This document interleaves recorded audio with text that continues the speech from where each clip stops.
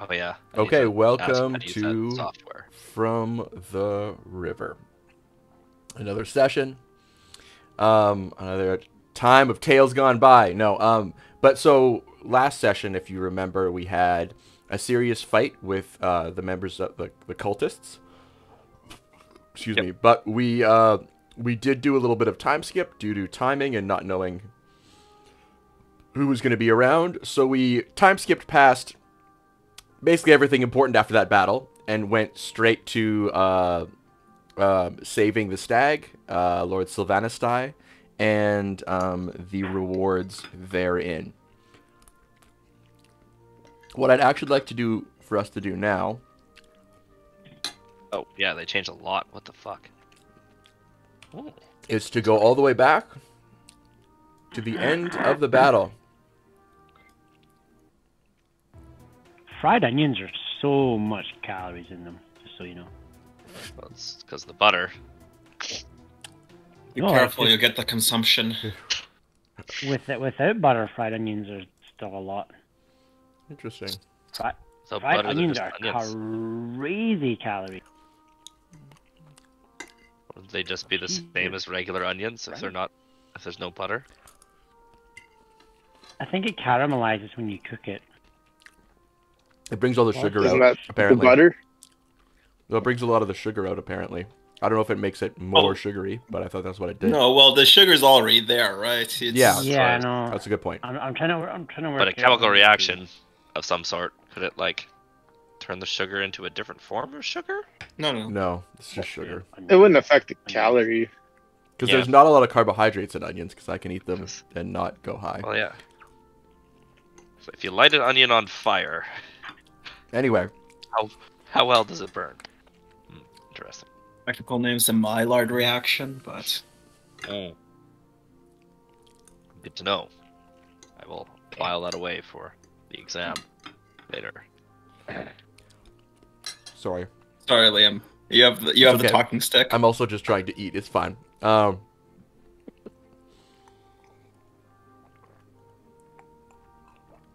apologies. So, we are at the point now where Ashrok and his panther form, the Shade Company, and the remaining cavalry riders have all effectively boxed or taken into custody most of the cultists. The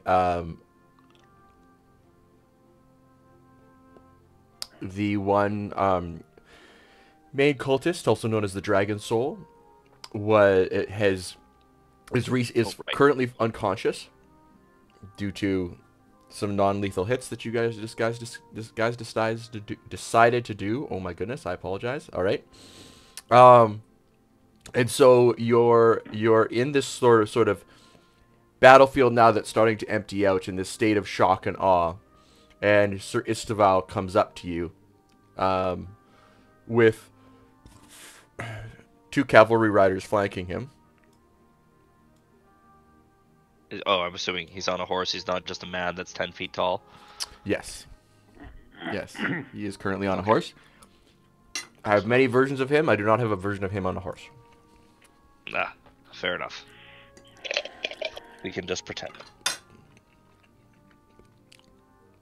He walks up to you and takes a look after he hears the panthers sort of like roar and snarl as the panther claws someone, screaming back towards the group. Looking at them for a second, he looks to you and says,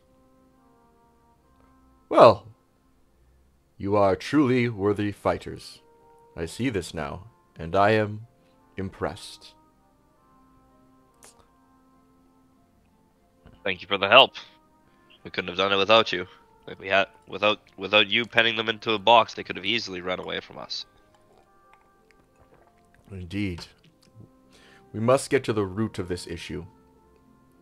And he walks over on his horse, and with a knife slits open the tarp covering the caravan.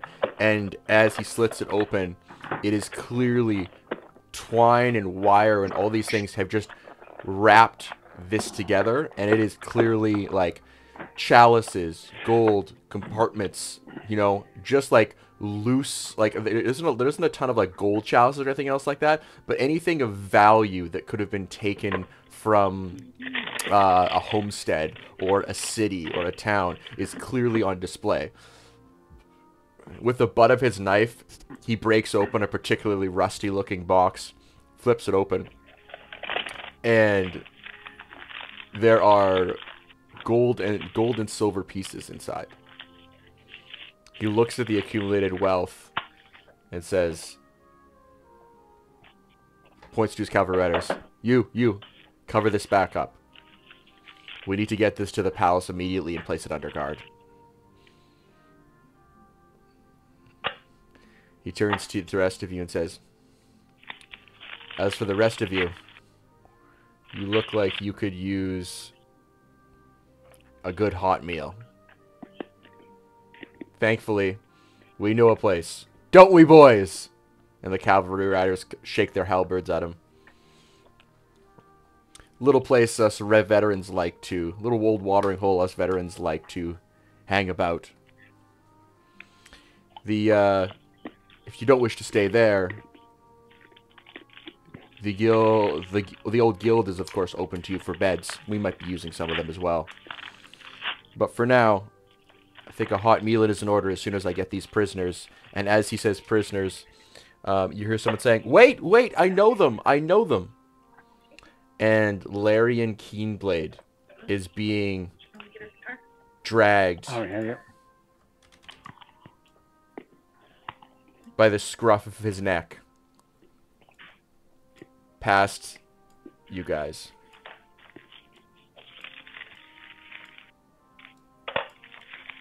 I forget who had a crush on him, or who he had a crush on. He had a crush on Azazel. But The law's the law. I don't know. he says, wait, I know them. I swear I wasn't involved in the attack. I look at Sir Esteval and say he's not lying. He didn't draw a blade. I believe this one might be useful to us. He knows the ins and outs, and to be honest, I don't know how he got tied in with these folks. He seems like a good lad.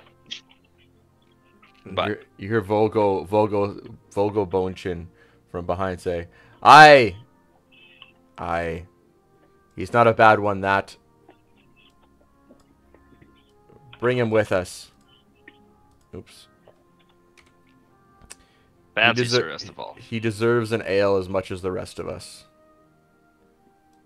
I don't know about that. We did just take out the rest of his company. Let me talk to him. Perhaps slightly less. Perhaps slightly less than, I suppose. Still, he's of a good sort. I wouldn't throw him in the stockade with the others. I have an idea. Manacle his feet, and then let him come to dinner with us. He's not much good with his hands anyways, and this way he can't run. Larry and Keenblade. I swear I won't run.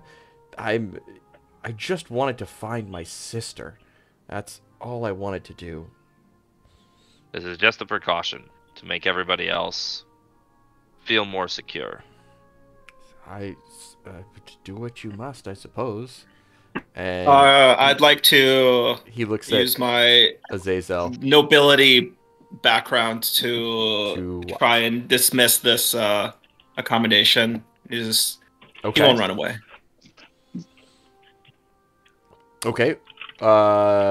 Do you want to link that in chat and maybe use roll a charisma check or a persuasion check? I simply nod my head at Azazel. I can't keep coming to the aid of this fella. He needs to learn to stand on his own 2 feet.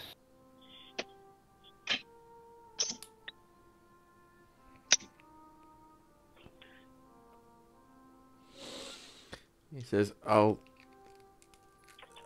he says, oh my Jesus Christ. Oh fuck! I wasted my 20. Yeah. He drops on his knees and sucks your dick right there. That's not who he's trying. He's not trying to convince Larian. Larian's already here. Anyway, Saristovel turns to you and sort of does a bit of a double take and goes, I see. I did not know one of your birth was traveling in a band of adventurers. Usually I had thought you would seek the easy life, but perhaps you have more in common with our Duchess than I first thought. And he sort of nods to you in respect. And he says, very well, he's your responsibility then. And Larian just kind of like... I'll take him under my care. kind of walks over to you and says, thanks. And he says, I'll play for my supper. I can do that. Not a bad hand at it. And Volgo comes up, atta boy, do something for your mead. At this point, Sir Isteval grabs the trussed up dragon soul and throws it on the back of one of the cavalryman's horses. And he says, take this one to the special cell. You know the one. And bind their mouth. Just in case.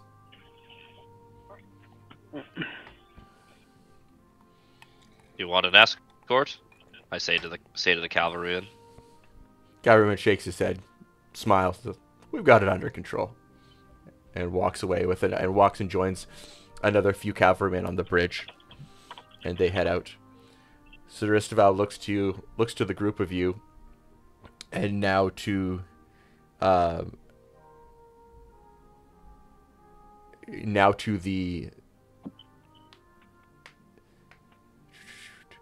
stag that he sees, Lord Sylvanas says, I have an idea. I suppose we should, before we do anything, stop by the guild hall. There's someone we just best get that thing under wraps. The guild hall is the safest place for it. And so he brings you guys to the guild hall.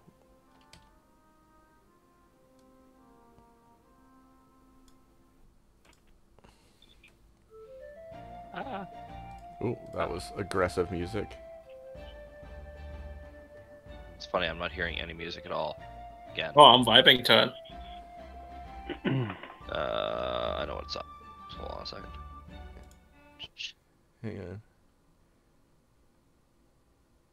Fuck me. Headphones. Yeah. Hang on a second. I'm not playing anything yet, Devin. Well, I haven't been hearing any music at all this entire time. There we go.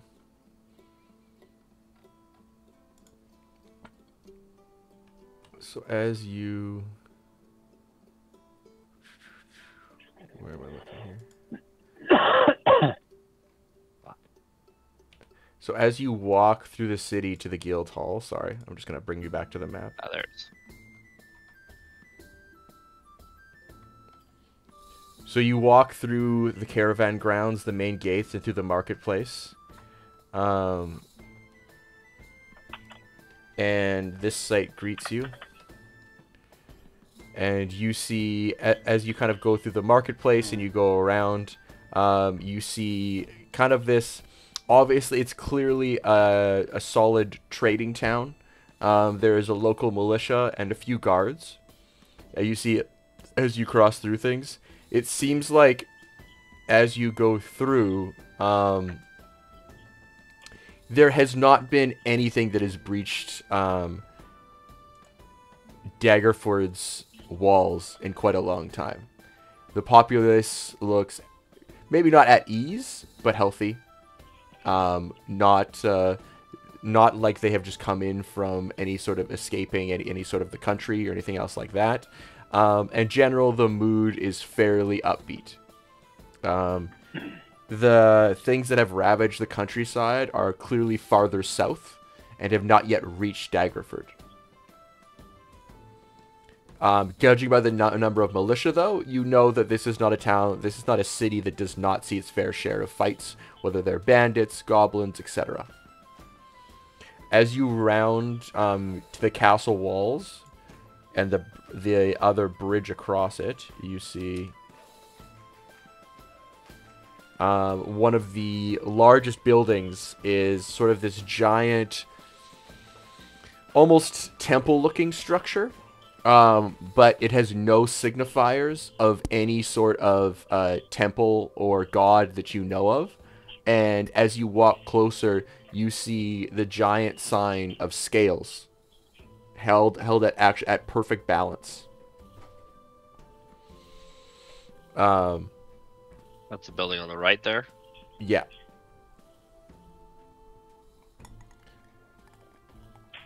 Can I do a religion check? Sure. Do Yeah. I know what that is? Sure. Penis. It's not a penis. Oh, boo.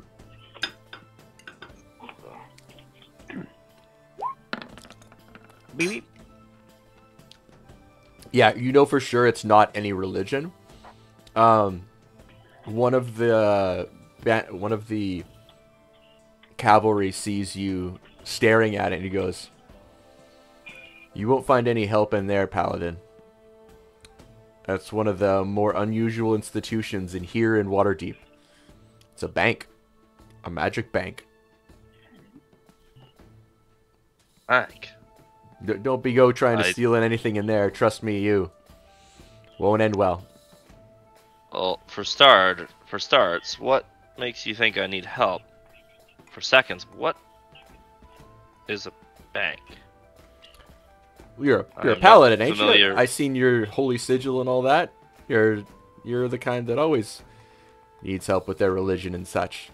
That's how you can do the... And he mimes sort of like you pointing your fingers and lightning coming out of them. That doesn't come from a building. Comes from a god, doesn't it?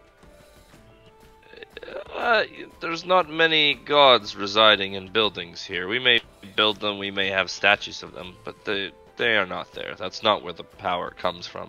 Either way, it's a bank. You put money in. Sometimes you can take money out. You got to pay back at interest. But they always know. They got magic knowledge they got magical spells in there. They know if you're cheating them, and they know exactly how much is in your account from here to Waterdeep, and maybe even beyond. But I know here at Waterdeep. Put money in there, be safe. You can travel up to Waterdeep. Count? What count? Whoa, what count? What count? A count? What count? He just looks, he kind of stares at you, and looks to the rest of you. Just like, from the country, ain't he? From the country. Alright. Money go in, stay safe. And then he just rides away. I have additional questions. We're moving on. You move through Daggerford, and you get to the Guildhall.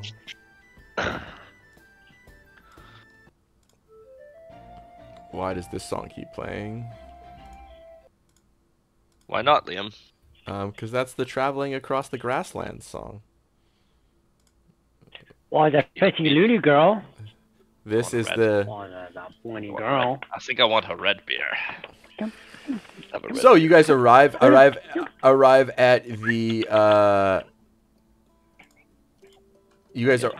at the Guildhall. You're free to explore if you wish right now. You can just drag your characters wherever you'd like to go. The lighted areas will light up for you as you travel farther in. Are there any sultry maidens? No, it's completely empty. It's like recently the torches have clearly been lit to give it more light.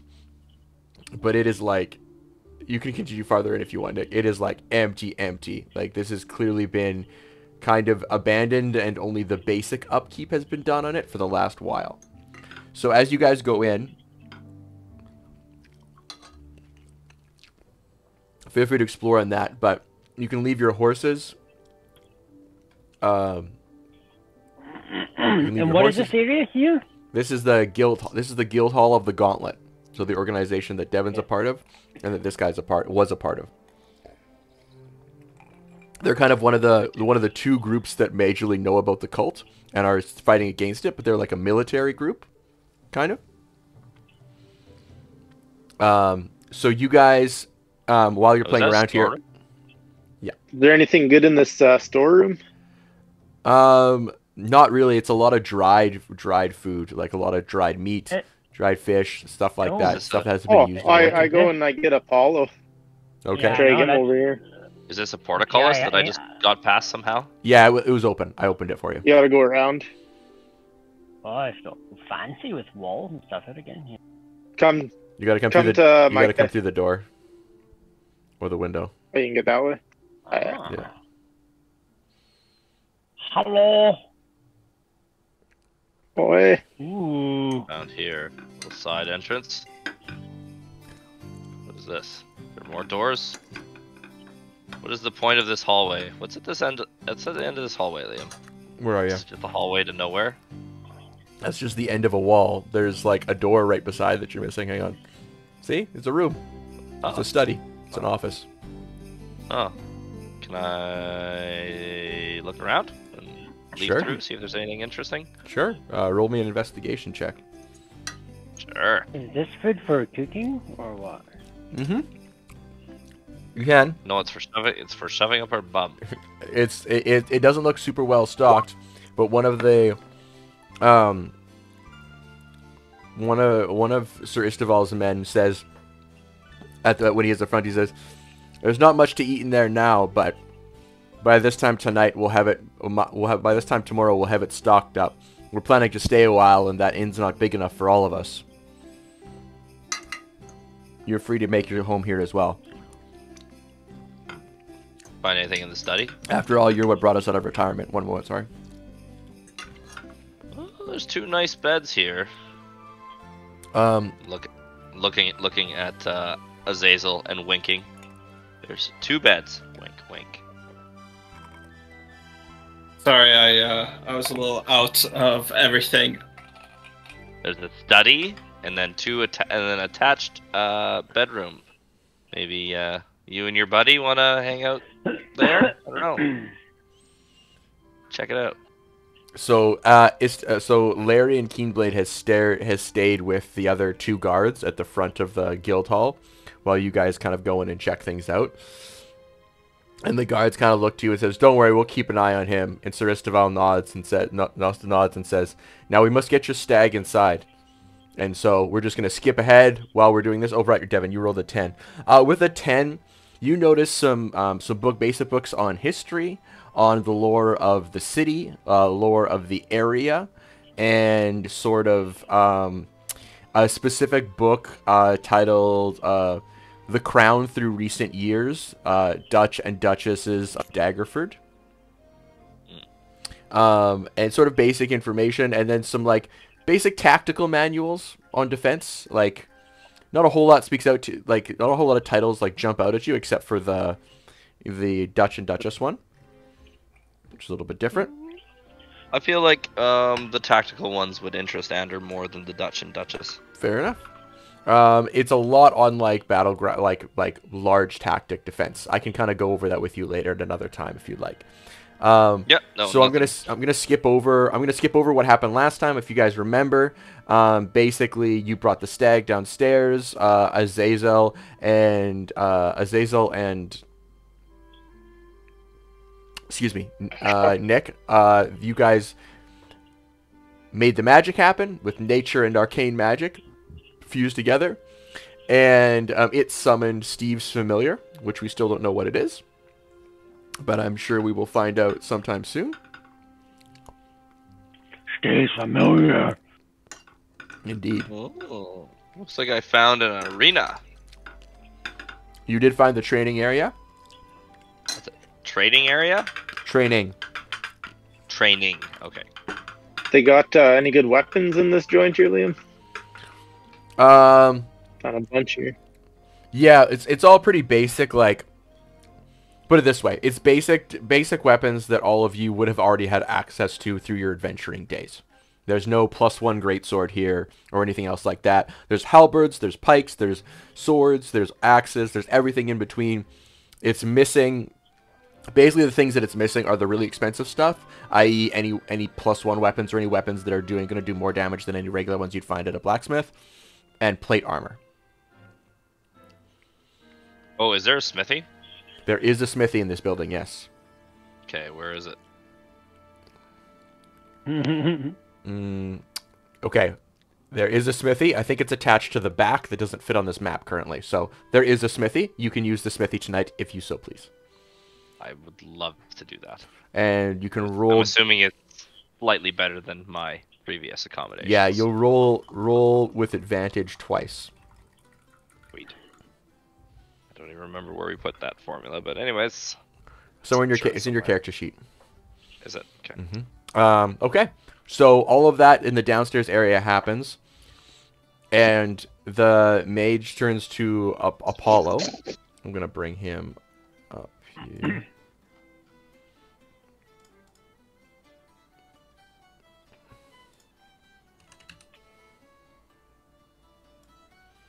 Where are you situated, Apollo? Are you in the kitchen? I'm over by the beds. Okay. Do you want to meet Trot the wizard in the foyer? Kind of entrance area.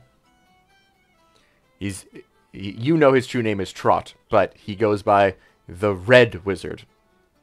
The Red Wizard in quotations. He goes, so you used the magical herb. You saw some things. Care to tell me about it?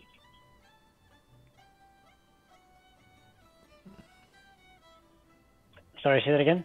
You smoked the magical herb. You saw some things. Maybe touched some things. Maybe did some things. Care to elaborate?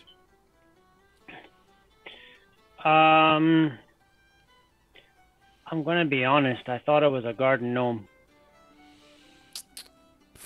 He pulls out a he flicks his arm, and a parchment appears above him, and he starts with his finger drawing in the air kind of, and a quill with a giant blue feather appears and starts writing on the parchment. And he says, do go on. And as you describe your experience to him, he just takes copious notes. And it says, it sounds like you were a gnome, but also in the ethereal... You were an ethereal gnome? That is what it sounds like. If that's what you call it. Well, it I seems just know like it's high as shitballs. Then it works. Were you able to consciously think while you were a gnome, or were your thoughts consumed by, like, only thoughts that you were a gnome?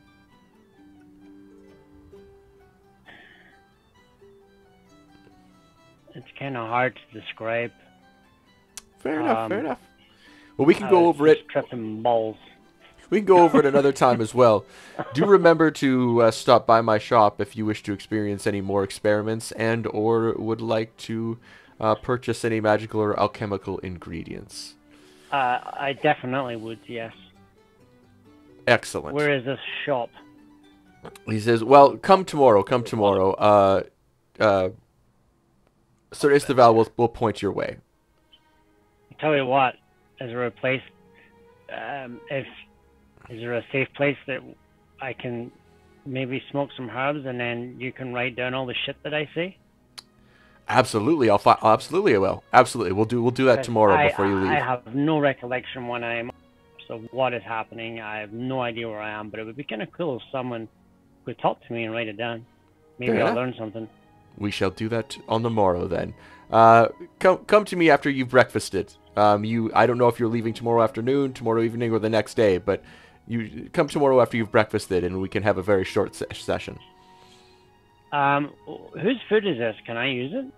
Yes, all the resources of the gauntlet are open to you currently, although the kitchen is only half stocked. It's only stocked with dried goods right now. On the morning, it will be stocked with basically everything a kitchen could need.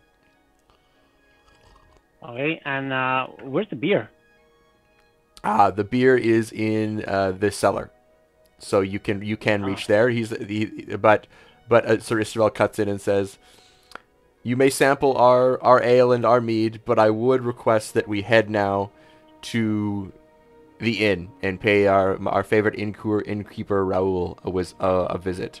There we can sup and speak more of the doings of this cult over ale and mead." Oh, that sounds boring, but okay. That sounds agreeable. I punch I punch Apollo in the arm because as a reminder of how generous our guests are being. Okay, I guess. Sure, let's go.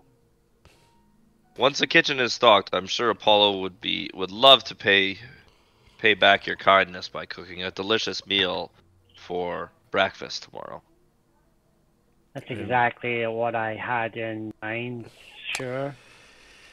So Isabel says, "Indeed, then I shall break fast with you on the morrow." Quick question for everyone. Sorry, I should have asked this at the start, but does anyone have inspiration?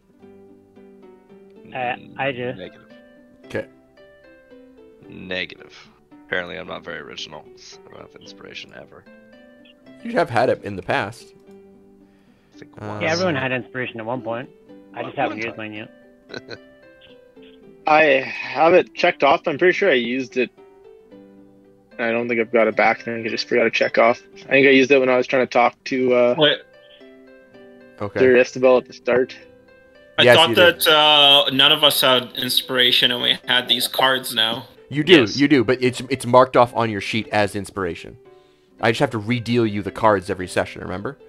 So you mark it off on your sheet as inspiration, and then I deal you the cards at the start. I have on my notes that I have a point of inspiration, whatever. Yeah, I have my notes, but I think Zazel, you used I think I used mine on something stupid last time.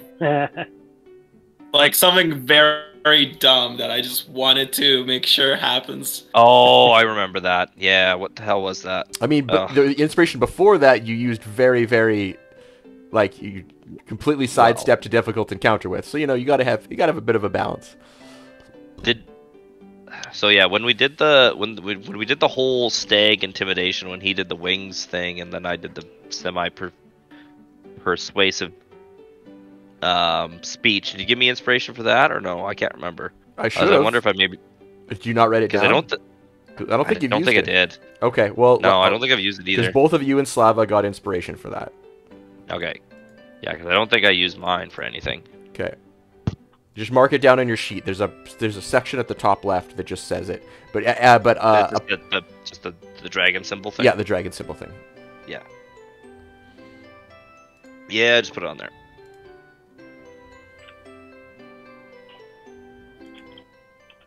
Okay. All right. So you guys ready to go to the inn? Oh, I start the blacksmith's fire, so it should be nice coals and stuff by the time I get back. Sure thing. Save me some time.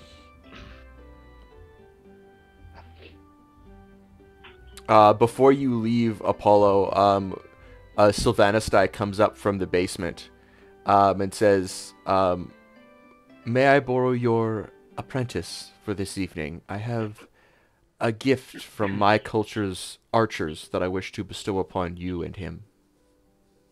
Sure. He's his own man. You can ask him.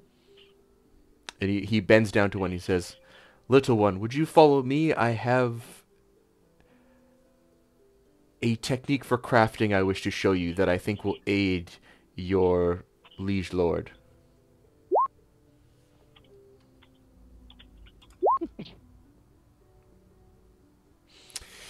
Fair enough. Okay. You guys head over to the Happy Cow. Literally Boblin the Goblin.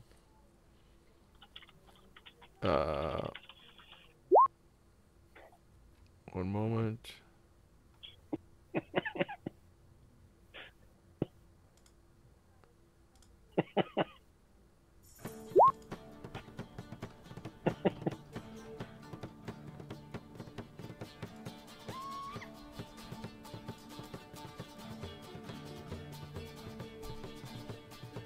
All right.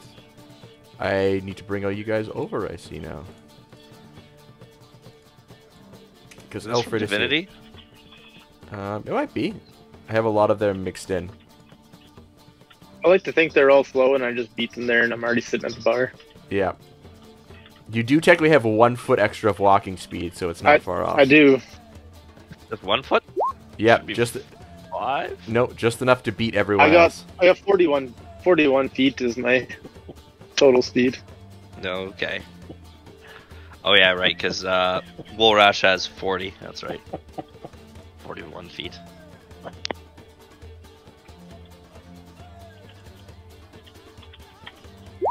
Curious if mine's enough to work.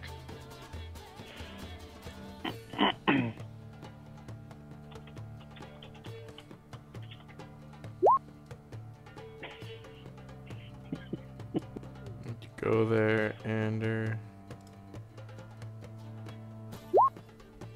And Apollo. What is going on in the chat? I think that's everyone.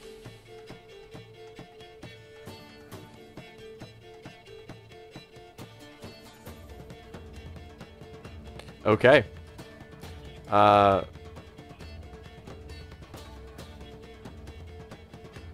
holy shit. His eagle's on fire? So, and Sir Istival comes and says, Raoul, we for once in a long time, we have friends, veterans, and many to share sup with. And he goes, aye, adventures, eh? Better than the last ones? And Istival says, you always say that. Yes, better than the last ones, of course.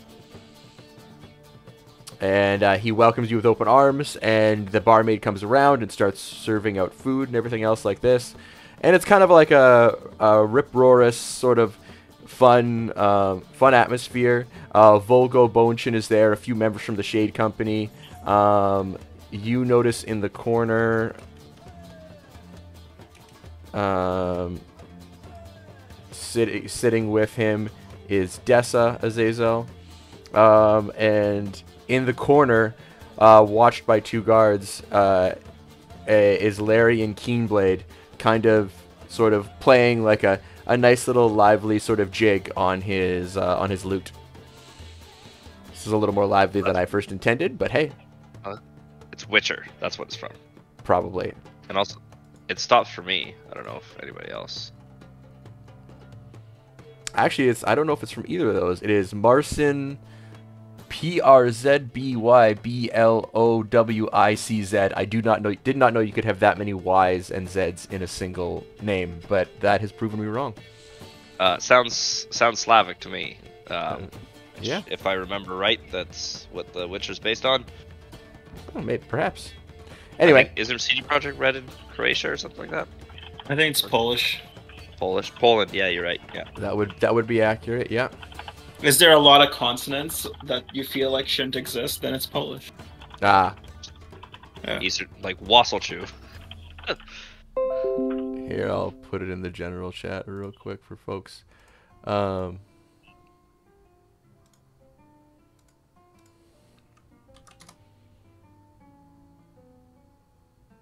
Oh yeah, don't mind the other things in the general chat. We're having a weird conversation.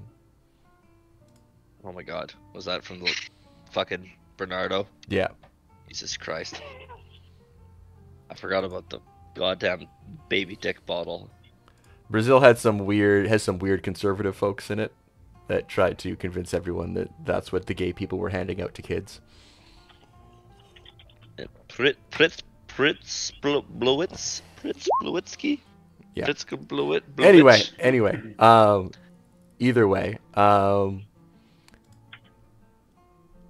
Sir Istival looks to your group and kind of sits down with a mug of ale and says, "I must admit, you are some of the most colorful adventurers I've seen in a while."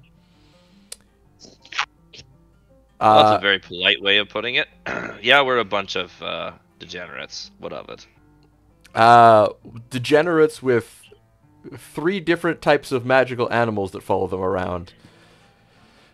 Degenerates you may be, but I trust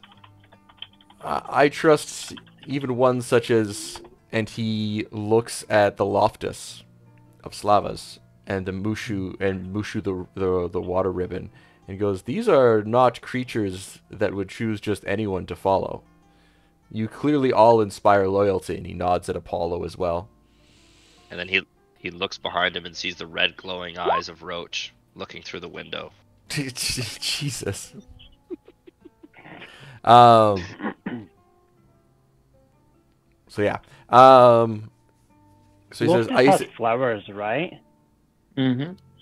Yeah. Can I walk over and eat one? Eat one of Loftus's flowers? You can certainly try. Yeah. Okay, I'm gonna try. Okay, roll a sleight of hand.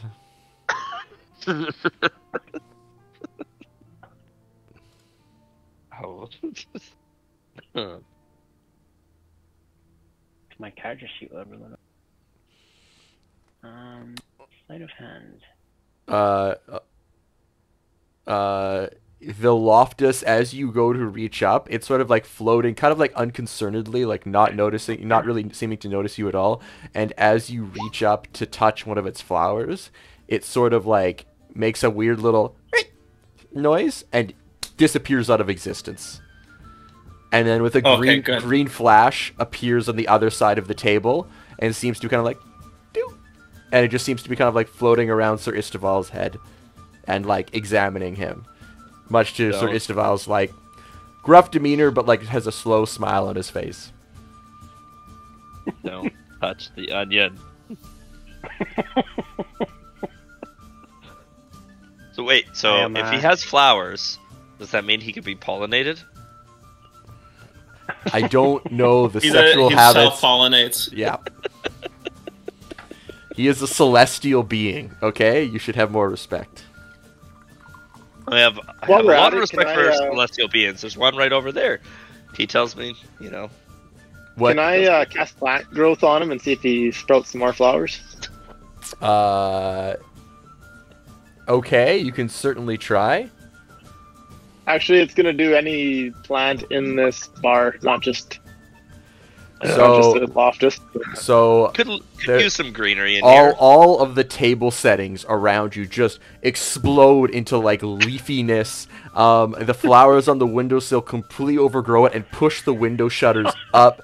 And Loftus is not there. Nothing happens to Loftus at all because it's an area of effect, right? Yeah, it's 100. Yeah. Yeah, 100-foot radius area effect.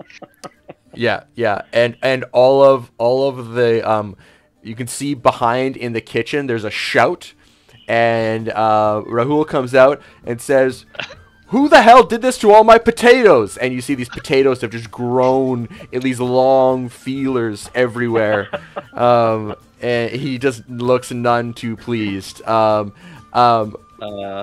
Those are a little sprouted there, bud. You should probably plant them, eh? He goes, and how will I serve the rest of my group? Do tell. Oh, don't worry. I'll take care of that. He's like, go ahead, Are we having good berry soup again, Ashrock? Apollo? I tried to get Apollo to help me, and we'll go bury them in some dirt, and I'll cast it again, and then he should end up with a bunch of fresh potatoes. Sounds good. Sounds good. I'm going to pretend you guys do that after you're done this discussion that you guys did all of this in the middle of. Sir Istival now looks to you and says, well, you seem to be in an interesting position. We now know more than we did before, but still very little about these cultists. It also seems like you need allies. And I may know of someone who might need your allyship if the threat is as real as you speak of. I didn't really feel threatened. You don't feel threatened by the cult? Easy to say from the back line. The cult in general, not the cult yesterday. I am scared of no cult. So I take the time to recall the sculpture that we found, or the painting or carving on the wall that we found in the cave, and then it appeared to show the rebirth of Tiamat. And I'm assuming that he has some rudimentary knowledge about that and would be quite concerned by it. As you go through this explanation, the light seems to burn a bit low, and sort of the night kind of continues in like a little bit more subdued pace.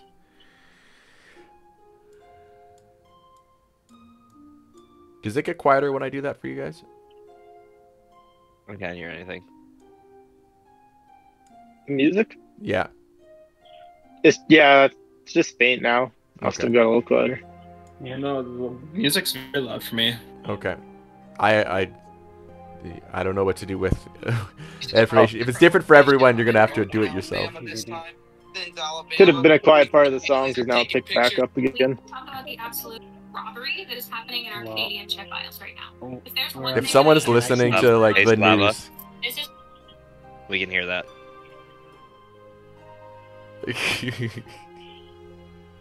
Not on my me. husband's chip covered. We've got one of Still everything hear in here, but let's no, that's not Slava, I don't think.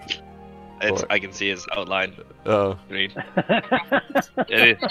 it's either him or Riot. I There it can't. is. All Know what right. I'm about, I'm bud. sorry, I'm not being entertaining enough. Continuing on. No. The Sir Isteval seems to take your threat very seriously, and he says, "Do you all know what this is from?" And he pats his cane. He says, "I have great respect for dragonkind. Respect, a healthy dose of fear, and I keep this with me to remind me of what I once was and what this green dragon once was. This is the knuckle bone of an adult green dragon who took more from me than I can ever say. But we took something from them as well." The knuckle. Well, it's like for them it's like this entire part of the hand. So like I think they killed it. I think he killed it. Sir Isteval killed the dragon. I think that's what you told me last time. Yeah. Catharlax, right? Yeah. Catharlax, yeah. It's this entire part of the, like, effectively hand of the dragon, so not just, like, this little bit right here. It's all this. No, okay. So, significant. Basically a whole dragon finger hand bone. But arguably more significant if they killed it. That's extremely impressive. How the fuck did they do that? He says, a great many sacrifices were made, and many heroes did not come back to tell of the tale. But, alas, that was one dragon. You are speaking of the god of dragons. I do not deny this feels very hard to believe. But the cult of Tiamat is known to me, and I would back you if you so wished an audience with Our Lady Morwen, Duchess of Daggerford.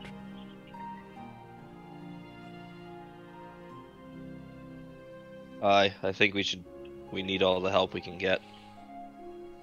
If what befalls Greenness happens here, and we had a chance to speak but did not use it, then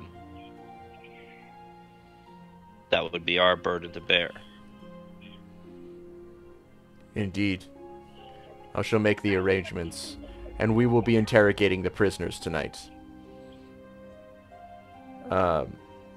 I'm sure Azazel has unique talents when it comes to extracting truth. Isn't that right, my friend? People don't lie around me. Indeed. Well, perhaps we'll get what we can tonight, and those that seem to know more will ask you to step in tomorrow. Last time we spoke, you... Sorry, too many people talking at once. I don't know who said what. Go ahead, Ryan. I said, do we know where they're based? Who are based? The cult? Definitely not. but I hope to find out more about them tonight and tomorrow, given that we have captured many of them alive. What were we going to say, Ashrock? Oh, last time we spoke, you told me tales of your old druid friend. Do you still have contact with him? I don't have direct contact with him, but I could write you a letter, perhaps. The last I know, Do you know where? the last I know, he was part of the. Sorry, pulling something up.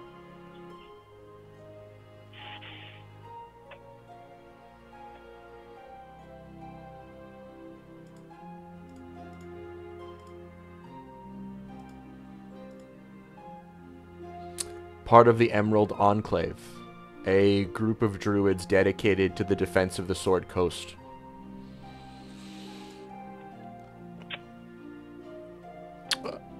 I know that the Emerald Enclave is dedicated to maintaining balance in the natural order, combating forces that threaten that balance.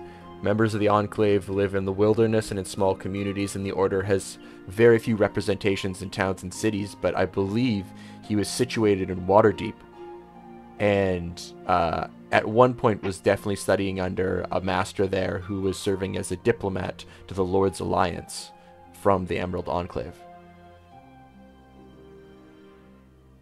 What was his name again? Nick, I apologize. Can we put a pin in that? I do have his name. I don't have it in front of me. That's okay. But anyway, so to Sir Estebel, yeah, if you could write me a letter in case we ever do cross paths, I'd like to get in touch with him. He could be a wise man to have on our side. At least get some information from.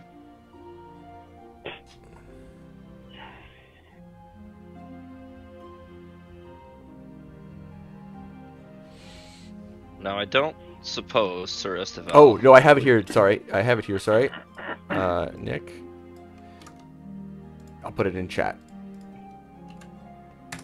I couldn't scroll down farther, and I thought it was just done, but I just needed to actually click the button. Oh. Sweet. Sir Estevelle. Delan. I don't suppose you have an extra set of barding for my friend out there. He sustained a pretty hefty wound, and we have some very good horse doctors, but I do not have any barding. However, I do know of a location in Waterdeep that does specialty work. It's rather expensive, but I hear they're worth the price. How expensive? I couldn't know that. I apologize. It's been years since I've been to Waterdeep. But okay. I could definitely send you a record. I could definitely write it down for you, and he writes you down a note and hands it to you. Okay. Put a note in my bio. As you guys settle down and sort of settle down for the night, Azazel, Dessa comes up to you. And she says, "Are you traveling on to Waterdeep?"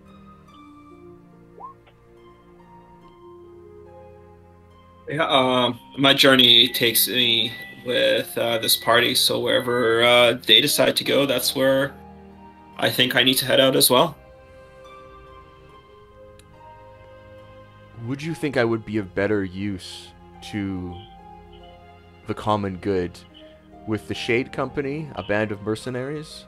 Or should I try my luck assisting the Gauntlet in their endeavors? I think that's only something that you can choose. You've been given this free will, and I have no say in influence in where your life takes you. I must say I am not used to religions such as yours. It is a refreshing change. This must be why you believe so wholeheartedly.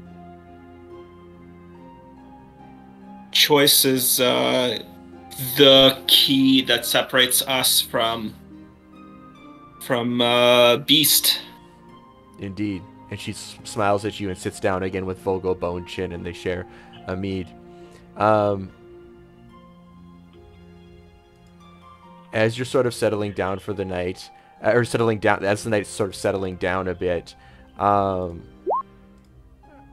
you hear Larian speak up.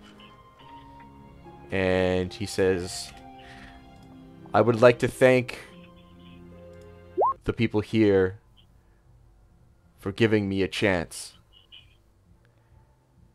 and understanding that we are worth what we do, not simply where we are from. And I would dedicate this song to all those injured in battle and all those who are not here with us tonight. And you see the veterans kind of look around, kind of surprised at the way he speaks. They recognize it as one who's also experienced great loss. And he sits down and starts playing this song.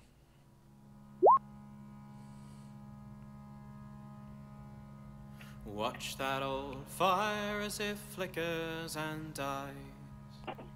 The once blessed the household and lit up our lives. It shone for the friends and the clinking of glasses. I'll tend to the flame, you can worship the ashes.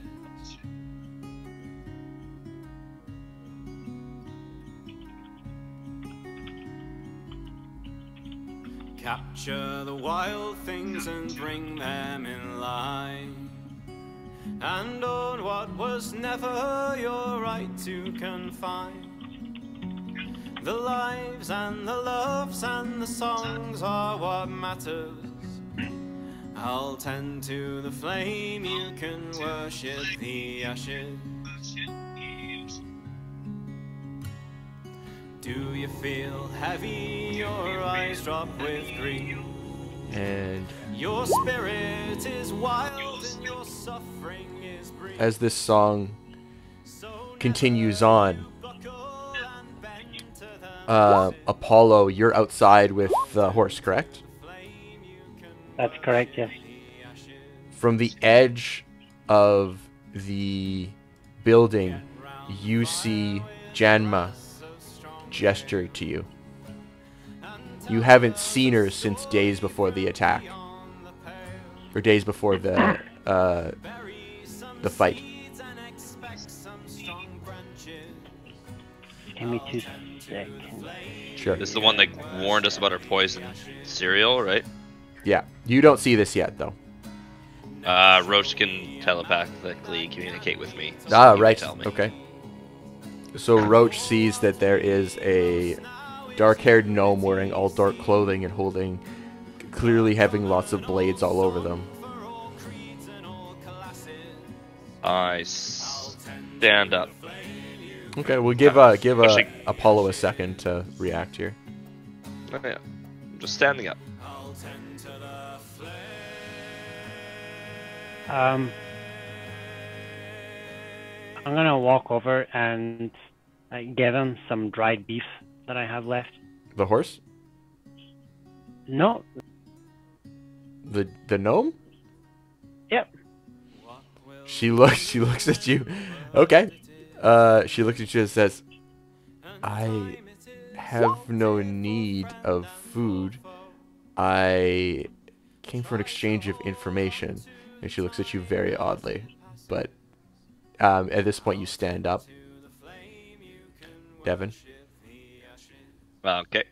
Apollo, what's the next thing you wanted to say? Sorry? Exchange of information. Sure. He says, yes. Now that you've captured the cult, where are they planning on going? Do you know? I have no idea. I thought you'd have more information than that. I'm just the guy at the back who fires the arrows. I see. I don't tend to mingle too much with all the As With all the that, chit chat and all that, I fight, I drink, I cook. That's about As my I, involvement with everything. as he says that, the door opens and Ander walks through. Just pause there for a second. As Larian finishes this clearly heartfelt song, he looks down at his guitar, and a few tears drop from his face on the guitar, and he quickly rubs them away and starts playing this little ditty again. Just the kind of the chorus, the bridge of that song.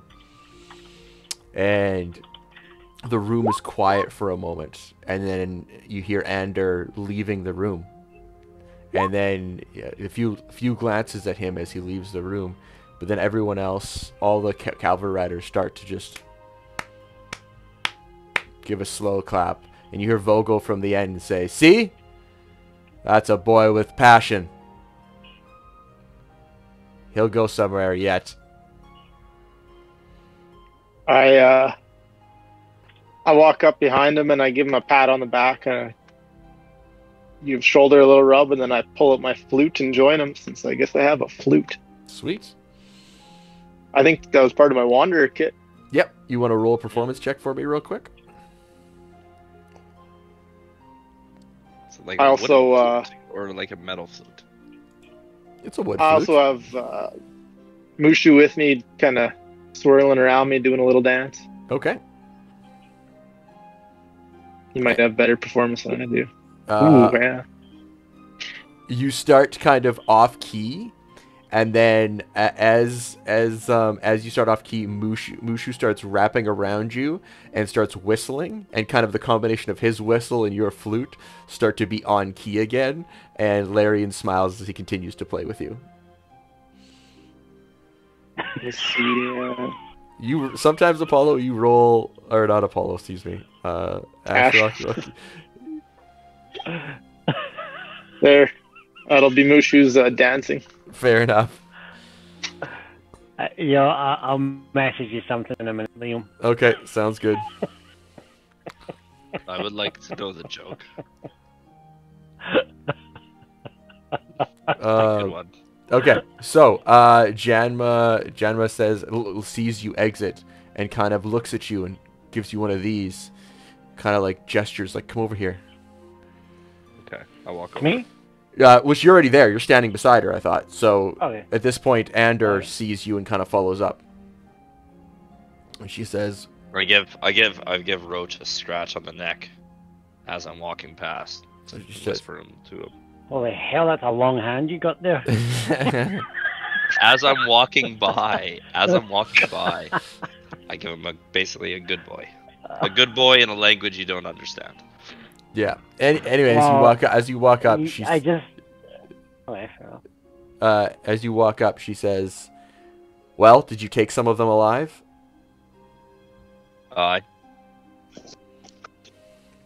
What's their next move? Or did they have a move? Oh, she didn't have much to say last I talked to her. Hmm. Why? Well, What are you thinking? I'm thinking they were heading to Waterdeep. I'm thinking I knew that they were heading to Waterdeep. I'm thinking I'm going to head there. Well, that was their next stop. That was where the caravan would end. As all caravans do. They terminate at Waterdeep and then come back. Very few caravans continue farther. So either they were going to Waterdeep or carrying their payload, which I saw was not an insignificant amount of valuables. Did you see that? I don't think you did. I don't think you saw that correctly. I think you don't notice very well. I think you're not the most perceptive old chip off the old block, as they say. Either way. I perceive plenty, but I don't think you saw that correctly. I'm not here to argue. I'm here to help our mutual benefactors. I'm here to do my job and get out. And sometimes getting out means getting out. Sorry, off. I thought she was like a roguish type character. She is. Who does she work for? You don't know that. You assume You've assumed so far that it's the Harpers. Okay. All right.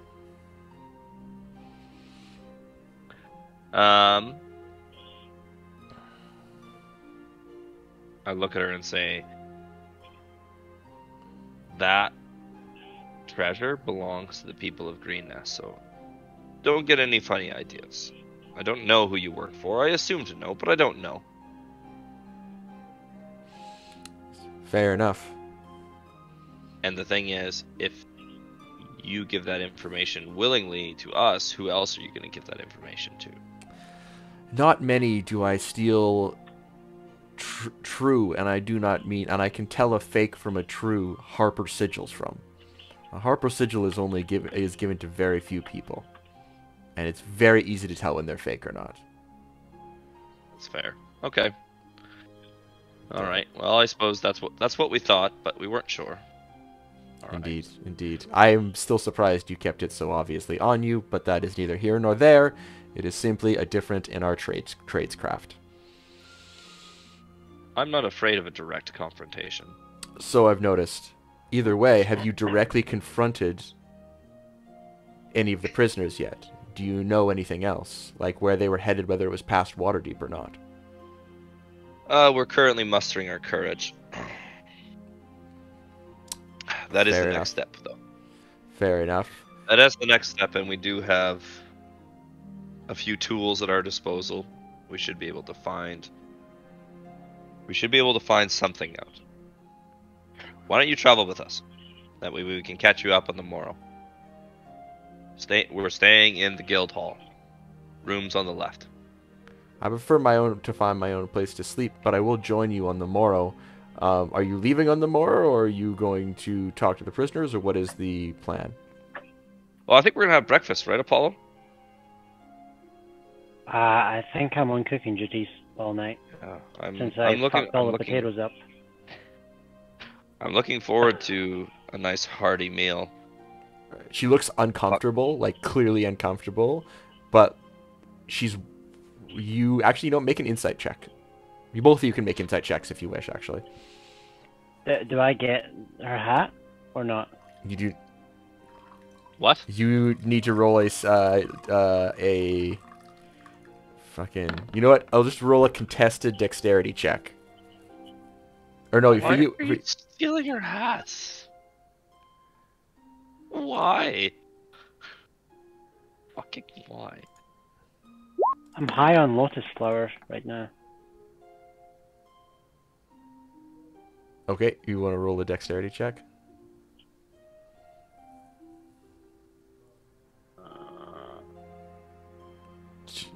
Oh my god, she rolled an 18 and you schooled her. You take the hat off of her head. She tries to grab it back and she misses. And what do you do with the hat? I put it on. Okay. Well, I smell it first, actually. And then I put it on backwards. And then I do a little dance. Roach comes up and bites the hat off of his head.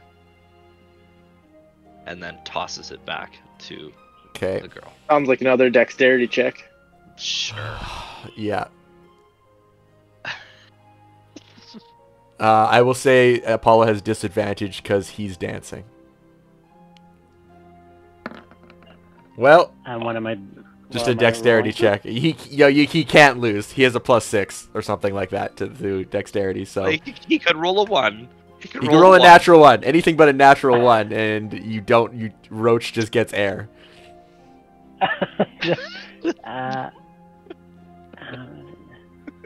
Just straight dexterity. Oh my god, he rolled. What did he roll? That was close. He rolled a 2. He rolled a 2. Fuck me dead. The shenanigans. Oh my god. Oh, wait. What? Wait. Can I pass give Roach some guidance? No, not at this point. It's been Oh, far come past. It's been far on! past. Come on! I already described it. I would have let you. I would have let you, but like, you got a long time to think. I really like 6th edition's changing guidance to a reaction, because that's how it's fucking used. Nobody does it beforehand. I'm sorry. Yeah. I'm thinking about it, to be perfectly honest. But even so, there is like a limit for reactions. It's 50-50. It's 50-50. The 50-50 chance. I Yeah. like 50-50. I know. Okay, so Alexa, living room light on. Janma says, I suppose I could break fast with you. You're gonna have quite the group over. Aye, it will be a feast. Larian looks to you, Ashrock, and says in a very quiet voice, "May I come to the guild hall? You can lock me in whatever room. I just would prefer to be less alone." I think I know just the bed for you. Oh, he looks at you kind of strangely and says, all right, okay.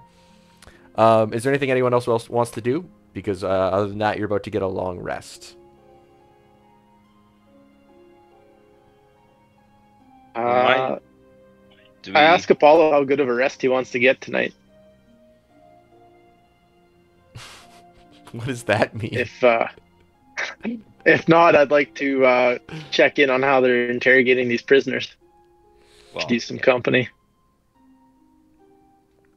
Well, Sir Istival said like they're really going to start the real interrogation tomorrow. Tonight's just about deciding who has any information. So. Oh, I thought they were doing theirs, and then if we wanted to interrogate, it was tomorrow. But well, I suppose I can wait then. yeah, like I suppose you could do that. Depends how long you want to stay here. But like, are you worried about spell slots, or are you worried about you just want to wait? Well, I can still get a full rest in 4 hours, There's a right? reason I can't hear Nick. No, I'm here, Nick. You probably have him muted, Ryan. Double click. I could right click him. I could use the rest of that time to check in on these prisoners. Okay. All right. Sure. Okay. So you ask Sir Istival if you can go and check on the prisoners with them, and he kind of looks at you and says, "Do you not need sleep?" Not so much. You know, us elves. Ah, true. I've met a few of you. We your run on air and good vibes. Hippie elves. Air and good vibes. I like it. Okay, sounds good. Guys, I'm just going to take a really quick 2 minutes here. I'm just going to go get a drink, and I will be right back. In the meantime, after this, we're going to do one scene with Ashrock involving the prisoners, and then we're going to get a long rest, okay? So if you want to do your long rest buttons and all that kind of stuff, you can probably do them now except for Ashrock. So is it just Ashrock, or is anyone that wants to interrogate? If anyone wants to come, but y'all need your sleep, I know. He only needs 4 hours of sleep. That's why he's going. Oh, okay. And you still have blacksmithing to do. Right. I suppose. Some drunken blacksmithing work on my helmet. Yeah. I'm not a very good interrogator anyways. Okay. I think. Sounds good. I promised Rel I would go cook for everyone, so I'm going to go cook. Okay. Sounds good. All right. After you guys are done that, let's do the scene with actually let's do your scene right now. Yeah, you know what? I'm gonna go get a drink. I will be right back. Yeah. And then if you want to hit long rest buttons, you can.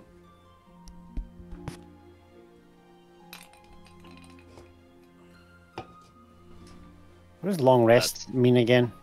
You get everything back. Your spells back, everything. You should have I'll share my screen and I'll show you, Ryan.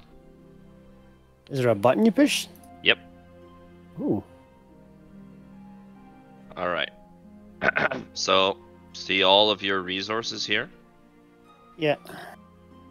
So you can click the gear and see it says reset on Short rest, long rest. I don't have any of that shit. Yeah, No, why is any- yours so fancy? Yeah, mine Holy- There's I have nothing been like trying that. to show you guys this for I 6 have- months. I've been I trying have to that. show I you don't for know why you 6 guys fucking months, but none of you listen. So, anyways, quick tutorial. So if you go to the gear in the back here, see all of these boxes. Click all of these. Boom, boom, boom, boom, boom, boom, boom. And then if you're multi-classing, you can do on the left-hand side here.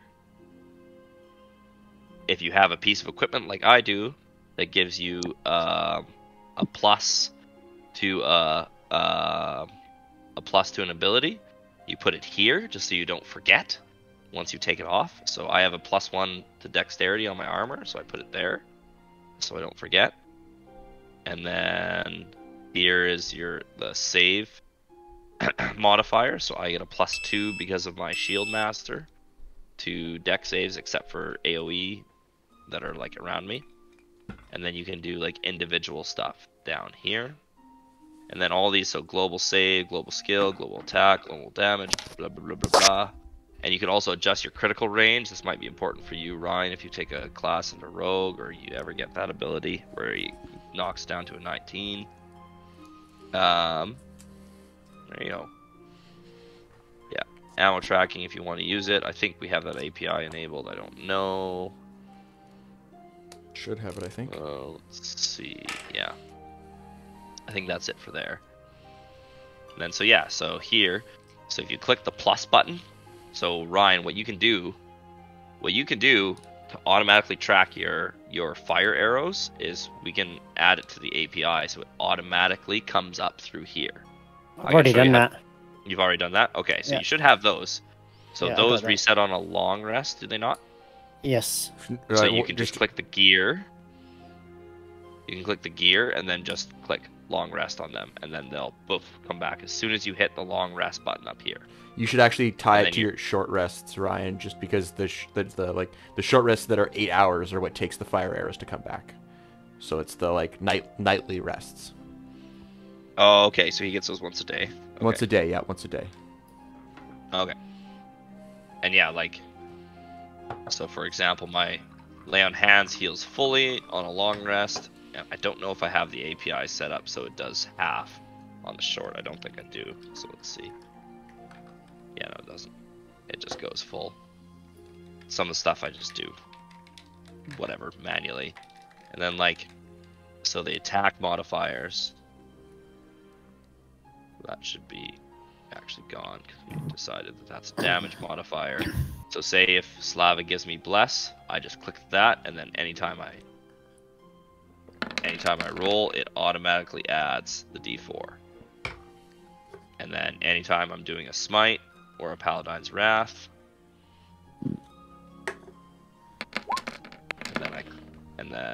so then it does the damage automatically as well.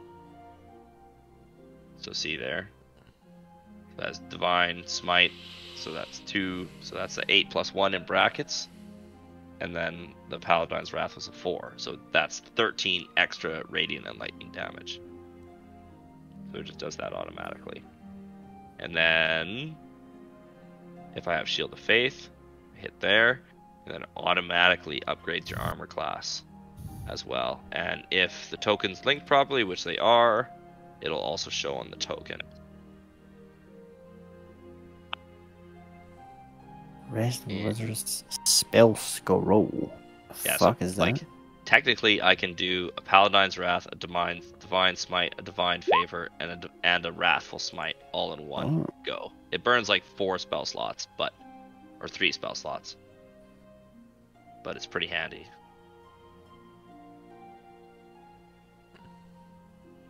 Because it can do like 18 extra damage.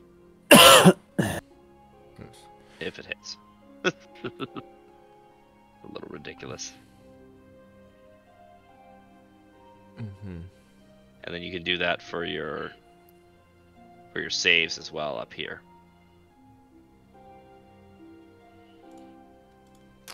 Okay, so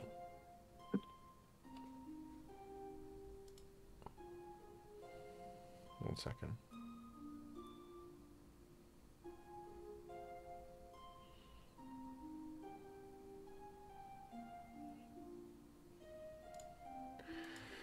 Okay, that scroll of message, Ryan, was just so you could send a message to the Red Wizard, but you never did, so that just didn't end up happening, which is fine. But that's just how it went.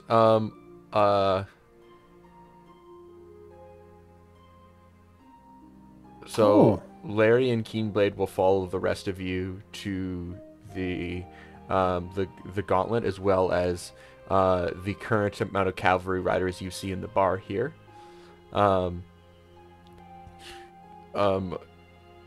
Ashrock, are you sending Mushu to keep an eye on Larian as well, or is he coming with you to interrogate prisoners? Yeah. No, I'll do this alone. Mushu can make sure Larian doesn't do anything weird. Okay. Just straight to bed with him. Okay. Straight to bed. Which bed are you telling Mushu to send him to?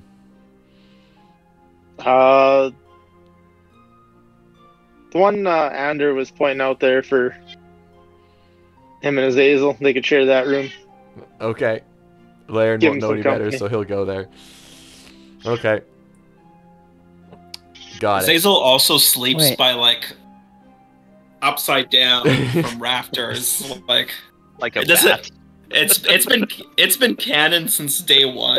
And he has mentioned that before. Yeah, because every time we sleep, I turn my icon upside down. 1 second. Sorry, guys. 2 seconds. I have never noticed that before. Oh my god. Every single time I always have them upside down when we sleep. I was wondering what the fuck that was about. Jesus Christ. Do you just like cocoon yourself in your wings too? Yeah. Just like literally just like glowing Batman. Yeah, just this big ball hanging. Don't even need a bed. Oh, that's hilarious. Okay, be right back. Oh, it's 10:30. Fuck. Okay. Oh, hey, Ryan, you never got back to me. What are we doing this weekend? It's still in my mind. I'm Ah. sleeping first of all, but yeah. Friday, Saturday afternoon, we're good too. We just have fish in the morning, so. Okay, I have something on. I have something on in the mornings of the weekend, but I think I'm good for the afternoon. I'll let you know. I have a schedule. Like there's a marathon on this weekend, like a gaming marathon or whatever. I'm part of. But it's all stuff in the morning. I think it's like from 7 in the morning to 9 or 10 in the morning or something like that. It's pretty early. Oh, just. And then AM after Central. that, yeah, it's AM stuff. So I'll send you a message tomorrow. I'm waiting on the schedule coming out Sounds tonight. good. So and I'll let you know. But we should be able to do something, yeah. Sweet. Liam, how does attacks work? In what way? My bow is +8 on attack, right? How is that worked out? That I believe is your. I thought it was your dexterity plus proficiency, but it shouldn't be 8, should it? 1 second. Let me pull it up and Unless see his it. Dexterity is 20. Yeah, my attack is 8 +8. Oh, it is? Okay. Then yeah, so because your dex is 20. Oh yeah, yeah. So it's +8. So it's dexterity plus your proficiency bonus. So my dexterity is 8 and plus my proficiency bonus? No. Your dexterity is 5. Okay. Yeah, your I'm dexterity is already 5. proficient in it. Yeah. Okay, I just realized that I didn't add something on to my attack. What's that? I gained a bow Right. in a fight, and it's meant to give me a +3 to attack and damage rolls. What? That's nuts. I don't think I definitely didn't give you that, but we could take a look.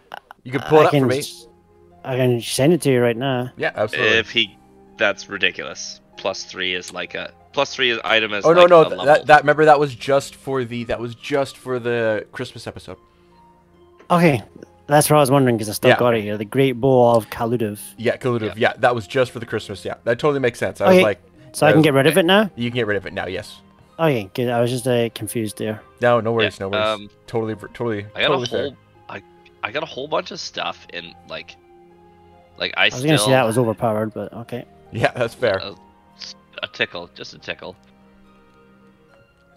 Like I got Alfred and Apollo's like character sheets. I can click on them, but I can't actually open them. How do I get rid of them? Just on like, my token. You should just right click and be able to delete it, I think. Or maybe don't. Maybe don't do that actually. I don't know. I'll look into that in a bit. Yeah. One thing, Slava, I've been meaning to get a hold of you about your car's extended warranty. This Sunday. I'm still not sure. We've been really busy at work. Yeah. Okay. So I'm probably going to be called in. You think so? I've been asked to come in every single day this week. Okay. All right. What What time are you done? If you go in, what time are you usually done? 7:30. Yeah, so that's like 9:30 our time. It's Yeah. late as fuck. It's real late. It's we're going through a little bit of a crisis right now, so. Okay. All right. Okay. Okay. So I'll see what I Ryan. can do then. So Ryan and Slava, I just want you to let you know that in the morning, a runner comes up with a bundle of letters and delivers them to you. I'm going to send them to you now, so you can read through them and decide what you want to do with them, and who you want to tell about them, and if you want me to read them out loud. Okay. So the first one, Slava, that I sent you is meant to be read first, and I'll send you the second one now.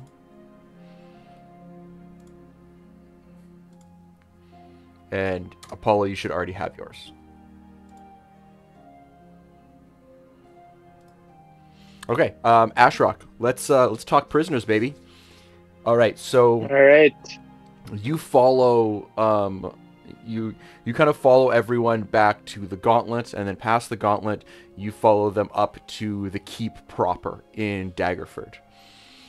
And as you kind of follow, actually, I have a different map for this. And don't mind what starts playing. I'm gonna change that. Oh, that's exactly the song I wanted to start playing. Cool, neat. All right, perfection. First try. So you make your way up to the keep sort of proper. The guards let you in, and there's clearly no longer like the extremely well equipped cavalrymen are clearly like veterans and sons and daughters of veterans that are not currently like in rotation. As you go up to the keep, you see several militiamen notified by their like sort of like mismatched sort of garb. Every garb has their like the Daggerford sigil sewn onto it, but it's like clearly their like wives did it, or their partners did it, or whoever did it, because it's like clearly like this one's over here, this one's kind of lopsided, this one's just on his little jerkin, you know. They're a little bit mismatched. As you walk into the keep, however, you see guards that are clearly have like full chainmail on. So these are clearly the guards that are meant to repel most attackers, and are not your sort of average city watchmen, nor are they militiamen. There's clearly several barracks. Many barracks Obamas. There's several barracks. Barracks Obamas? Yeah. Every time I see barracks, I say barack, and I just can't stop. Anyway. You read too much as a kid, Liam. This is true. I read it in my head a certain way. Can't fix it. And it's locked in. Locked in. Broken forever. Yep, I still say so many characters' names in books. I just say them out loud. I'm like, ooh, that was probably wrong, and it is wrong. Anyway, so several barracks, and clearly like lots of parade grounds for like training, and lots of like training dummies and stuff like that. This is like, as much as Daggerford seems like a pastoral haven, it seems that their military seems like well organized, well trained. Even to your sort of untrained eye, like everything looks to be taken care of. Everything is where it's supposed to be. Nothing is left out. The rake is exactly hung on the rake hook that does the parade grounds. You know what I mean? Like everything is in its place and taken care of. As you kind of cross around sort of the palace and the keep structure, there is a separate sort of doorway jutting out, but instead of going to the side of the castle, it just kind of almost like a cellar. It just juts out and then across and then down, and it looks like a sort of a tiny house. But as Sir Isteval nods to the 2 guards positioned outside and the 2 guards positioned inside, and as you walk in and the portcullis slams down behind you, you realize that this is clearly the entrance to a prison.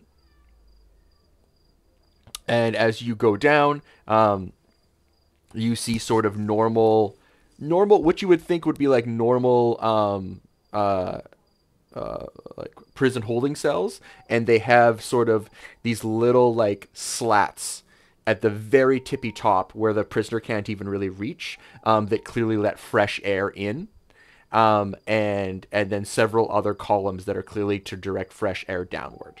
So this is like a fully underground, fortified, very hard to break out of prison.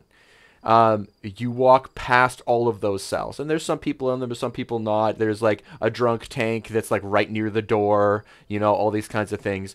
But then you go down, and you go down these steps, and here it is cool and it is damp, and you feel sort of this sort of dank air. There's clearly like, there's not a lot of like, there's no wind down here. There's just air. There's not a lot of movement, and you get the feeling like this is cold in the summer, kept decently warm in the winter, but like airflow is not a huge thing down here. It smells. It's pretty obvious.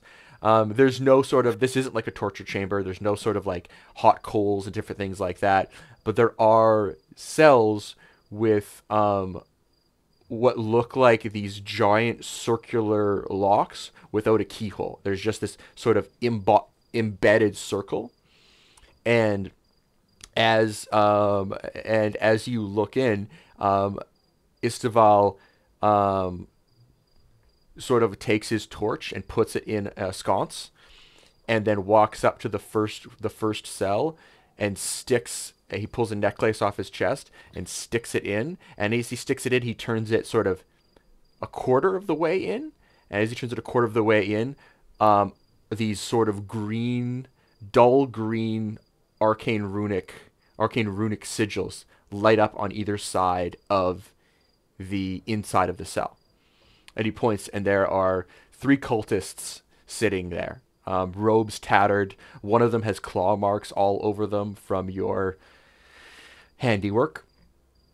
And Isteval turns to you and says, "These cells have runic dampeners on them. Inside the cells, it should be almost impossible to cast magic, I am told."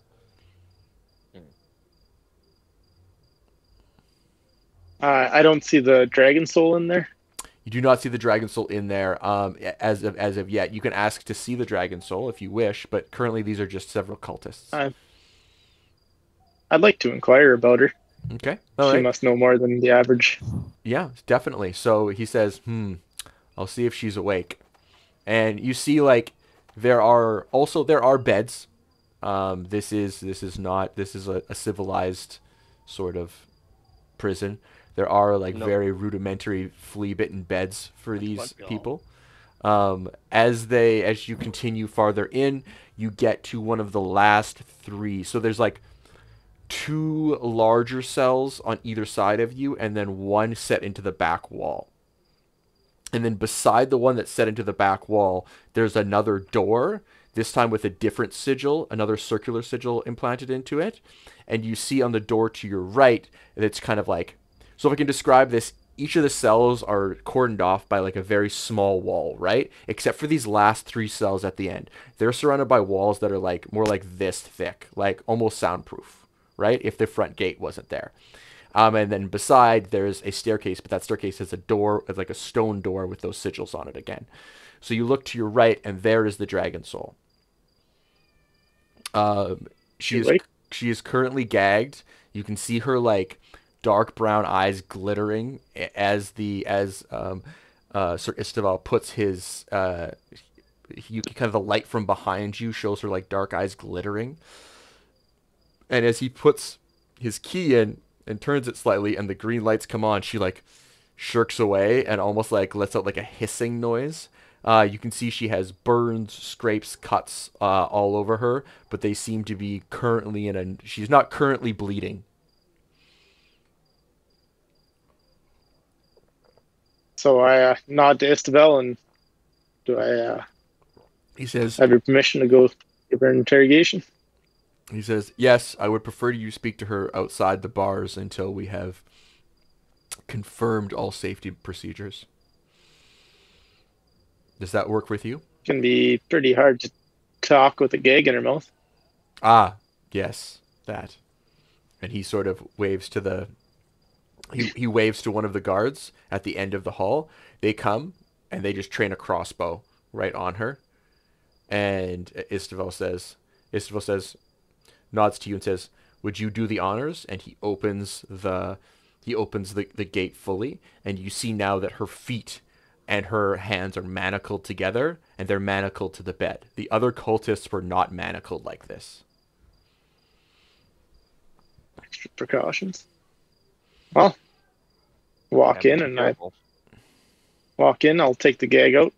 Okay, as you take the gag out, you see that her not She only tries to bite me. I'll pull my hand away. yeah, not only you take the gag out, but you look down and you see that her hands are actually have little finger manacles on them, and they force them into a position like this. So she can't form arcane sigils. She can still eat, but effectively they are sort of in this sort of open state. So she can't like twist. She can't like twist, like she can't like manipulate her fingers. Like she would have to wipe her ass. She'd have to go like this. You know, like it's like her hands open like this. Two hands. So, like normal. In this country, we do not do that. Slava and I are not plebes. We do not need to wipe our asses. We wash them clean. Oh my god, you. So I say to her, let's not drag this out any longer than we have to. You tell me what I want to know, and we'll get on with our lives. And what do you think that I would deem you worthy to know? From the position you're in, I'd say basically everything, or else you're not going anywhere anytime soon. I have suffered much for my belief, and I will continue to suffer as long as is necessary. How long is that? Because nobody got away and nobody knows where you are, so who's coming for you?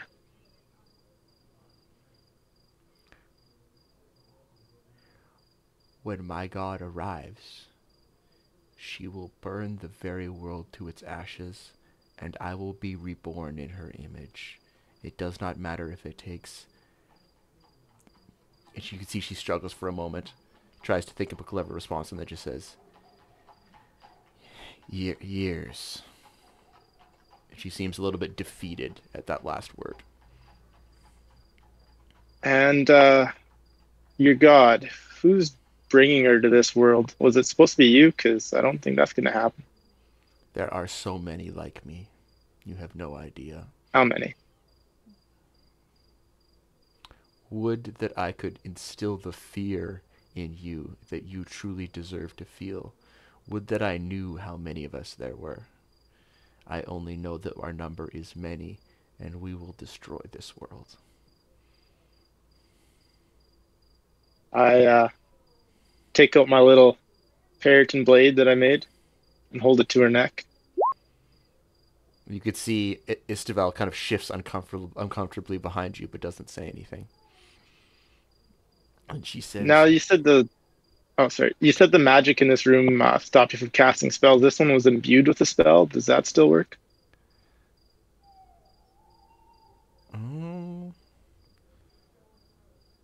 That's a good freaking It'd be question. Well, I would say would those sigils be the same as anti-magic field? no. They're not strong. They're not that strong. I would say you can roll a. You're casting nature magic, correct? Through this Actually, focus. this one would be necrotic. Necromancy, yeah. Necrotic. Yeah. Necrotic. Okay. So here's what I'll do. I'll say that But since you're using the effects on the body could be seen as nature. Yeah. what okay, so Necrosis what is a natural process. so it's necrotic magic, but it's from a like what remind me, can you put the item in the chat, honestly, Nick? Sorry, I was struggling to I remember. just he did. I just hit it. Oh, you did? Sorry. It's that Periton blade I crafted from a. It's bestow curse. Oh, okay. Kinda- Parachute Blade, Assassin's Creed style. Okay. I love it. Okay, so here's the deal. Because it's a separate magical item and the magic is not coming from you, so it's technically not being cast from without, it's being cast from within, I will let you roll for this. Okay? I'll let you roll a nature check. So Good roll for a druid. Most of the time. It does I not. have not rolled above a 5 today. Nothing happens, unfortunately, Nick. Okay, well then I just start pushing. I was hoping to spread some necrotic energy through her neck, but this will just be I'll let you pricking flare into it her up. neck a I'll little let you bit. flare it up, and it does glow a sickly green for a moment. She kind of flinches away. With a 9, that's all her you veins. get. Her veins start to pulse, and Yeah, that's about it. and she says, What? "You cannot scare me. I will be Do you wanna- reborn a dragon." And how exactly do you think that's gonna happen? If I kill you now, I can burn your body. I guarantee you're not coming back. You do not. Doesn't matter how many years till your god comes to this plane. You know very little, even less than I, but I believe. I guess that's where spirituality and nature differ. I can tell you the reality. You can believe whatever you want to believe. Why have you come to ask me this? You must have known it was pointless.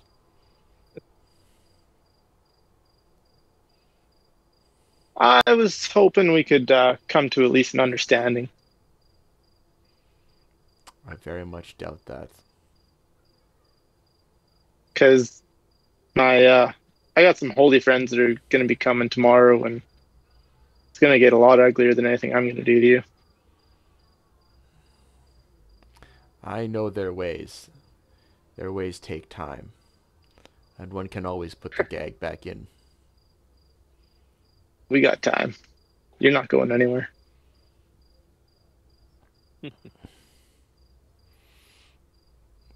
Fair enough. She doesn't say anything else. Just need to know where you're going, what you're transporting, and where your friend there with the red robes. Anything you got about him, where he went to. The coward disappeared, but he was probably off to do greater things. He was more skilled than anyone else in our group. Birds do great things now, do they? They have the capacity, I suppose. Is he a friend of yours? She just laughs. I think we might want the same thing to happen to him.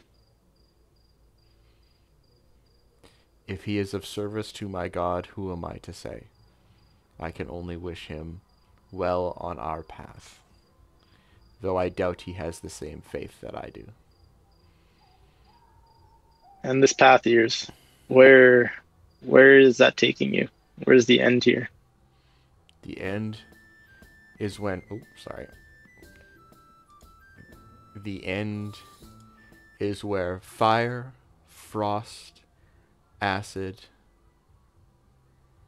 gas, and lightning all meet together in a beautiful rainbow of destruction that will wreak your fields, your friends, your family all fallow.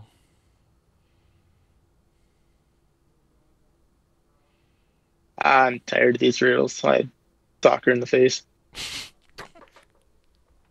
He's going, ah, as she says, and again, as Istaval kind of shakes in surprise behind you, but again doesn't say anything. And do you walk out? Ah, I whisper to her before I go, I guess I'll be seeing it tomorrow, and then I start to walk away. Fair enough. She just spits on the ground. As you walk out and walk past down there, you see one of the cultists with the claw marks all over him shake and kind of shy away from you. I motion to Istaval, can I take him for a walk with me? I promise he'll be safe under my control. He said, "You may go inside with the prisoners if you wish. We'll have another crossbowman here, but that would not be permitted. No." So I will just say, Nick, that just in case you're planning something to do with transforming, the dampeners are inside the cells, not in the hallway. So you can still use your magic in the hallway, just not inside the cells. Does that make sense? Yeah. Okay. I didn't know what you're from planning, the hallway. Yeah. Let's roll with it. I'll cast heat metal on that prisoner shackles, and then I'll walk in. Okay. It doesn't matter where you cast it or where. Where it goes. Sorry, I thought you were gonna do something else. If it's just for I thought you were transforming. Just for wild shape. No, I thought you were wild shaping. Yeah. If you're gonna cast something on him, it's probably not gonna have very much effect. They might get kind of hot or warm because you're a 5th level spellcaster. It might get kind of warm, but they're not gonna get hot. Nothing crazy. Nothing crazy. Well, I'll go back to my. I think I still got one more wild shape. Turn back into a panther since that seemed to work last time. The cultist screams in terror. I walk in. I open my mouth wide enough to put his head inside my jaw. And Istaval kind of reaches for you, and then stops, thinks better of it. I glare at him side-eye. Seems to trust you, and the prisoner pisses himself. And then I ease off a little bit, and I start licking him in the cheek. He just sits there shaking, and his nose starts running. I let the wild shape go and ask him if there's anything he wants to tell me before I leave tonight.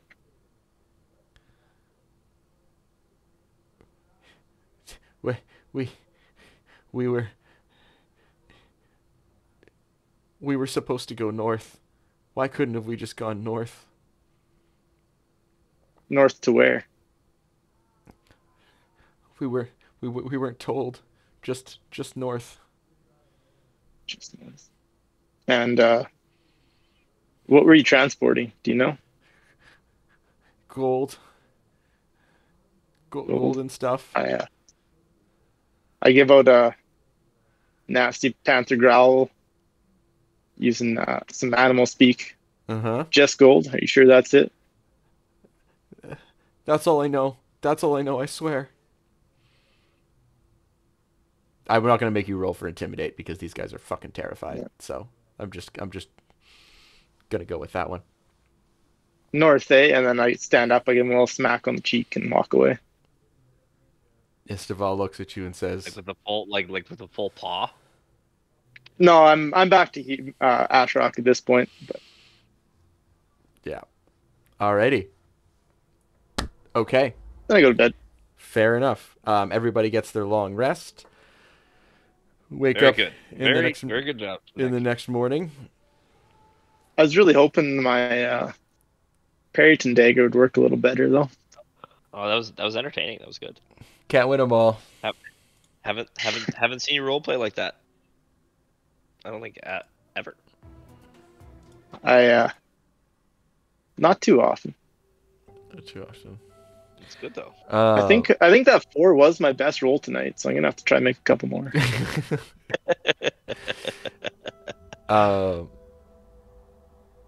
Alrighty. So you guys go to bed, and then on the morrow you wake up. Whatchamacallit? Apollo, what are you making? I'm making something easy that's bulky. Okay. I think I saw a couple pigs coming into town. What do we have on the menu here?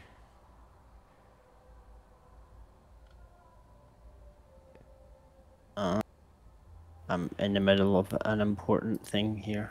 Battered fish? Or... Can do that. Seem very breakfasty. Well, you have so far on your knowledge list, you have battered fish. Yeah, and I've got it here. I'm just I was gonna make something new if I could, because there's lots of stuff here.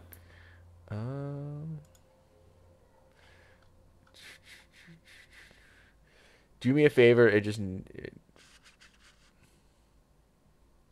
Okay. Hold on. Just navigate away from the page for a second. I gotta do something, and I don't want you to see it. Okay, go ahead.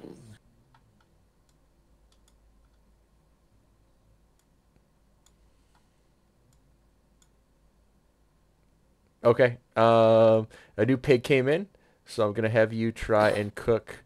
Oh my God, sorry. I'll say it doesn't take much for this.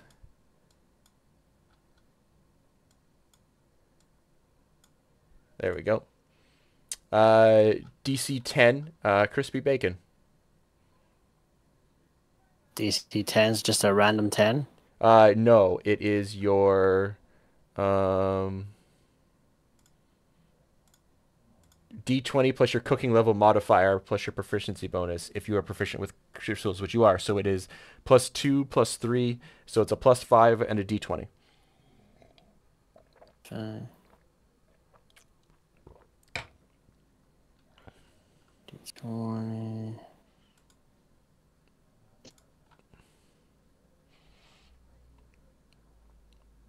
Ooh. Unfortunately, you do not make it. That is a... Yeah, you roll D20 +5. Yeah. A 3 +5. It's I like crispy you guys bacon. aren't rolling super hot today, but hey, that has to happen sometimes. You burn the bacon a bit, but everyone eats it anyway. Sir Istval... Ander likes it burnt. He's quite happy. Sir Istval... He compliments Apollo on his cooking skills. You successfully cook... Slava, do you want to make your heavenly hash? I'm just curious. Sure, why not? Okay, roll a D20 for me. Heavenly hash? Mm-hmm. He's really good at hash browns. Just hash browns, nothing else. Oh, rough. Oh. Breakfast is burnt. Janma and Sir Istval come in to burnt bacon, mushy hash browns, and serviceable eggs and toast. I think Ander cooked the eggs. I'm not even going to say that because then you'll have to roll for it, and then we're just going to say the eggs got cooked. Let's do it. Let's do it. All right, roll a d20. Just a d20. Yeah, just the d20 because you don't have proficiency. I'm going to make this a DC 8. Okay, DC 8.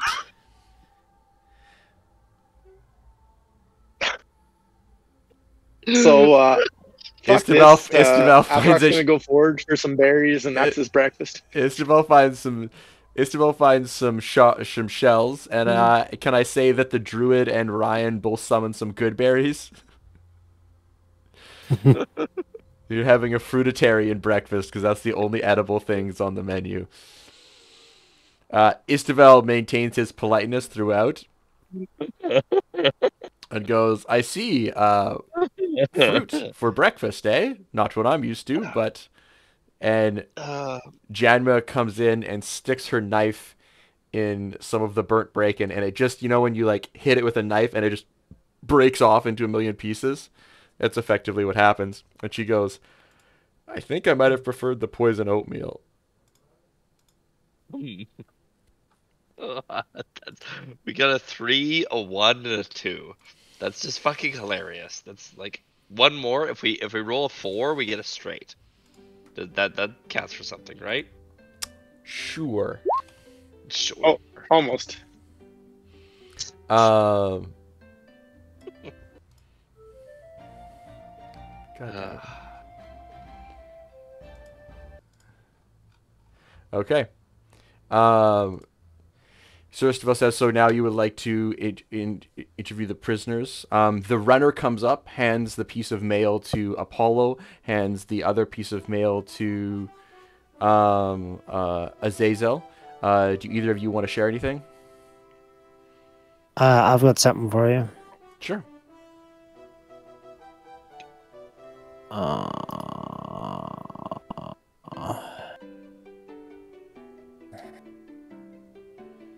It's gonna take me 5 minutes though. Okay. Slava? I need to further think about these letters. Fair enough. It's not that I'm holding them away, it's just I don't know what to make of them just yet. Fair enough. That's more than reasonable. I just wanted to make sure you read them.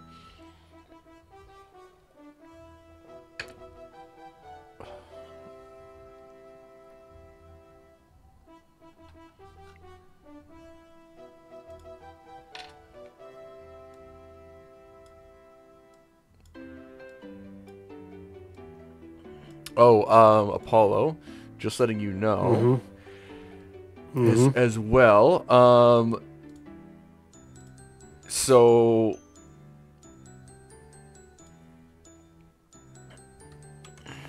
Gruck learned how to make this.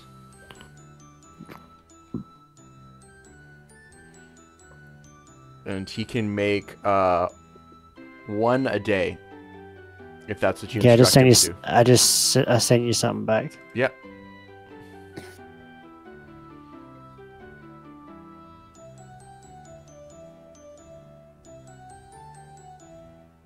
Interesting.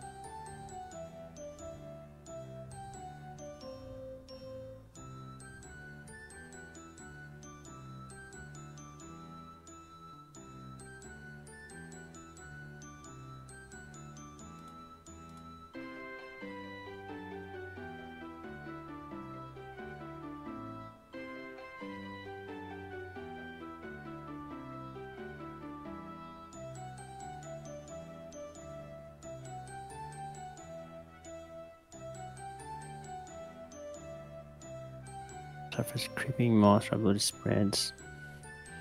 Moss. Interesting.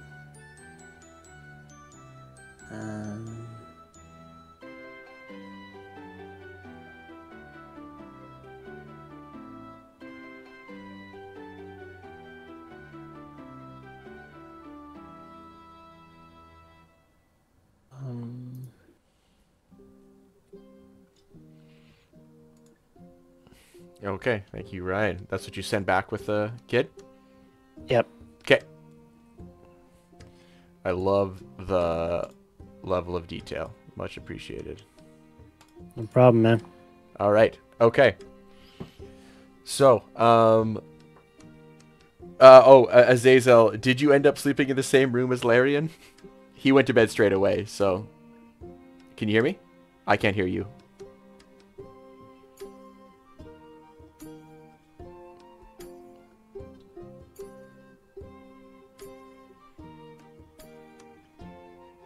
Nothing. Nothing. Oh, now we go. Yeah, I can hear you now. There we go. Okay. There we go.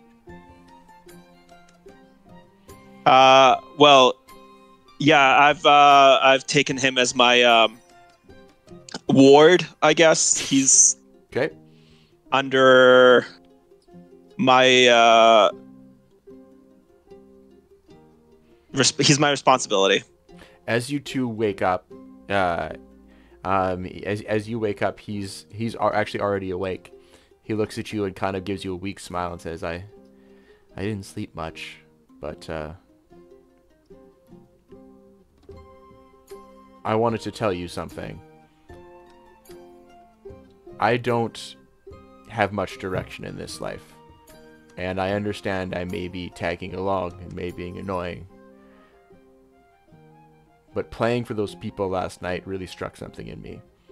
I think this is something I would truly like to learn how to do, and all good bards need stories. If you would accept, I would follow with you for a while, mostly staying out of the fights, watching the horses, setting up camp, etc. I can be useful. But I would stay with you for a while, at least if you're continuing to head north. That's all I know. All I know is that those people were supposed to bring me to Talus. And that's all I really have. I'm hoping going north I might end up seeing her and then have some sort of direction. Right now my only direction is, well, to see more and live more.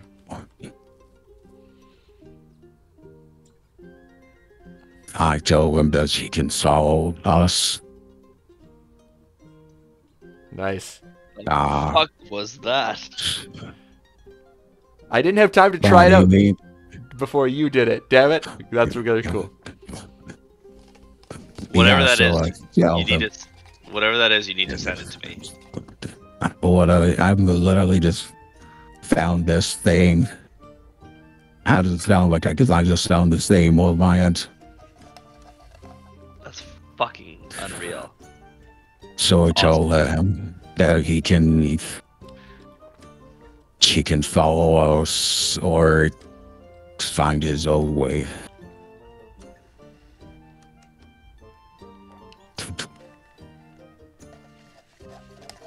He looks at you and says, I'd prefer to combine two of those options. Follow you to find my own way.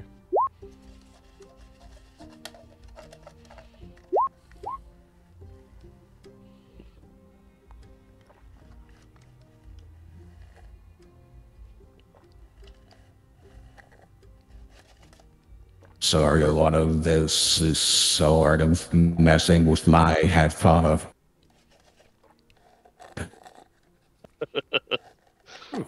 Really cool. This is supposed to be a more celestial voice. For eyes. I'm getting some James Earl Jones vibes. It's the AI, right? So that's why you have to talk a little bit slower, because it needs to catch up. Yeah. How does it So work? I should play this by myself later.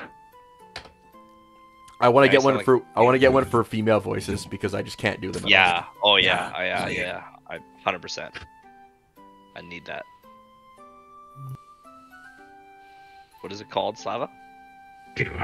I'm using voice mod. Voice mod. Okay. Anyway, Okay, to continue this story. sorry, continue on. Now you sound like a cyborg. Okay, so one moment here.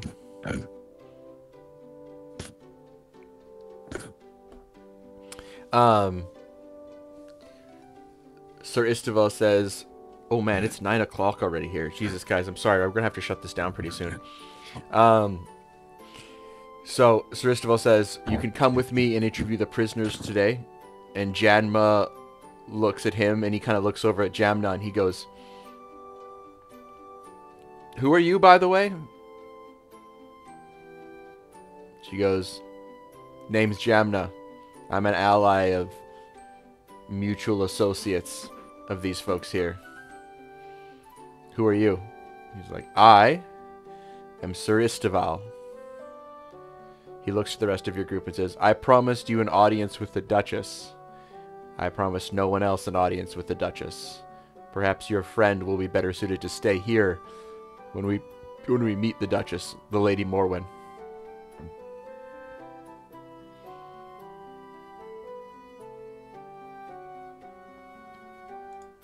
So be it.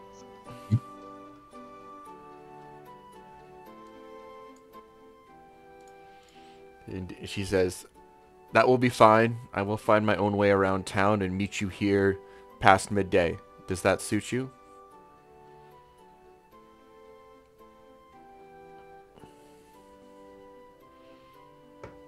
Past midday? Yes, like about 1 o'clock is what she meant. Like after midday lunch. Aye. That is acceptable. So when Gruck comes up to you, Apollo, he says, the Golden Master taught me this. The Golden Master showed me how to make magic arrows for you. He said they would help us if we ever needed to get in anywhere or get out of somewhere.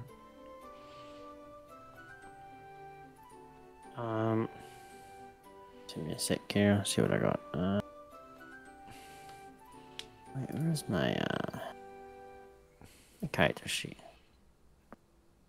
I give Gruck a gold coin. Okay. Fair enough. All right. So you're gonna head to the prisoners, and upon daylight, you see the same things that I described to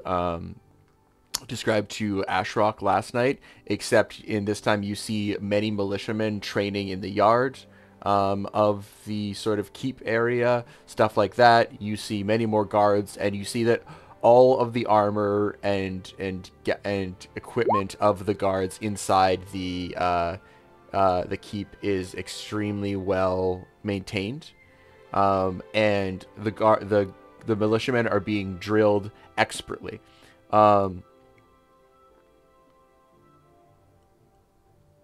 Ander, you specifically, there's so many A names in this game, I literally have to cycle through them sometimes.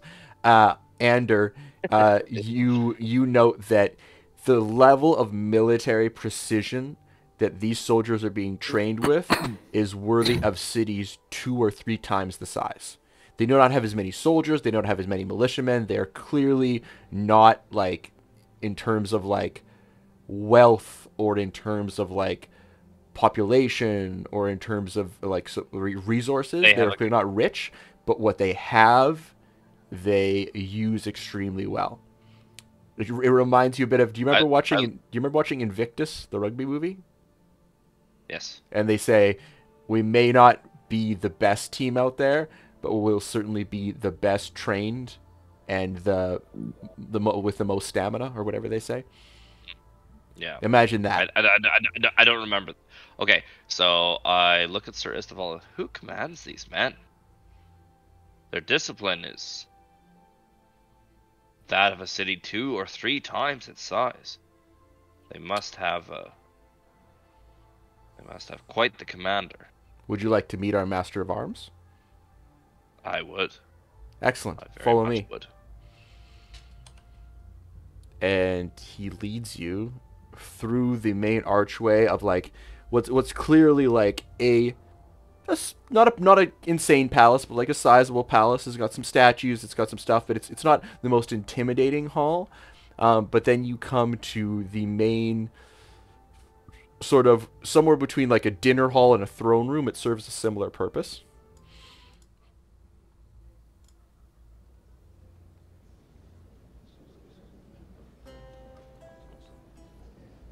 I can't see what's underneath the. I got something I can't. I downloaded the voice mod. Okay. You see at the front. Can you see now, Devin? Yep. Okay. You see at the front a noble speaking to a woman in gleaming plate mail. And Sir Isteval walks in, the tap of his cane and then says, Andrew's having a very hard time concealing his boner. he says, very hard time. Just wait. And Sir Istival says, "May I present the Master of Arms and the Duchess of Daggerford, Lady Morwen." Get out of here, Apollo. Go away. And she finishes talking with the noble, clearly dismisses him, and then walks forward. I bend the knee. Okay. You want to? Sure you do. You want to settle down before you run all the way across the room? You two horny bastards are just like, I'm gonna get on my knees first. I'm gonna get on my knees first. I'm going halfway here. All right, game face. So I bow to her. Duchess Morwen. She says, "May I compliment you on..." Go ahead.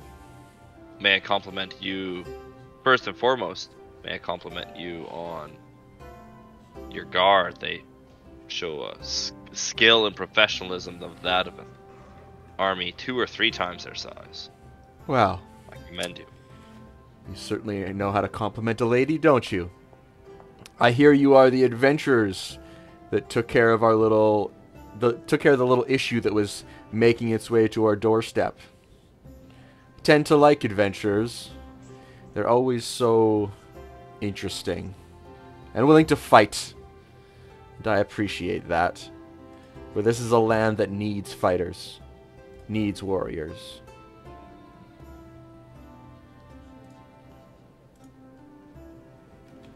What threats spurned you to push the men to the limits that they have obviously reached? What enemies have you? What friends? Many friends, thankfully less enemies. But we have in times gone long past been overrun or barely survived due to our strategic placement upon these river fords. And it is only due to our gates and the way the bones this city was built on that we repelled invaders. I do not want to depend on walls. Walls are but a tactical advantage. I depend on men and the hearts and men and women and the hearts and minds of those men and women under my command. Why have warriors if you will not train them well? That is most wise. I do try and think so. Thank you. Should I be called Lady Morwen the Wise, Sir Istival? He sort of chuckles. Says, "No, my lady. I think you have enough titles, as you well know." She says, "I suppose I do." She finishes writing something and hands it to a woman behind her who just like appeared from behind one of the pillars. She says, "Send that off." And the lady like goes and grabs it and runs away. She says, "Now, have you breakfasted?" We attempted. Well, I see. Let us not speak of it. In that case, sit down. We shall not sit on too much ceremony. I shall fast. I shall sup on this side of the table, and you the other. I thank you for this meal. What? Say that again, but slower. I thank you for this meal. That's better. It sounded like I think you are a snail. I was like, I think you are a snail with an accent. What really messes me up is that I hear myself talk like a half a second after I say anything. Yeah. So I try and stop so I can hear what you guys are hearing, and it sort of makes the voice a little chalkier. It's the same thing. I do the same thing when I'm talking on the radio and I have like an earbud in with like the radio, and then you just slow right down because you're just listening to yourself, and it's terrible. I Fair hear enough. your pain. Carry on.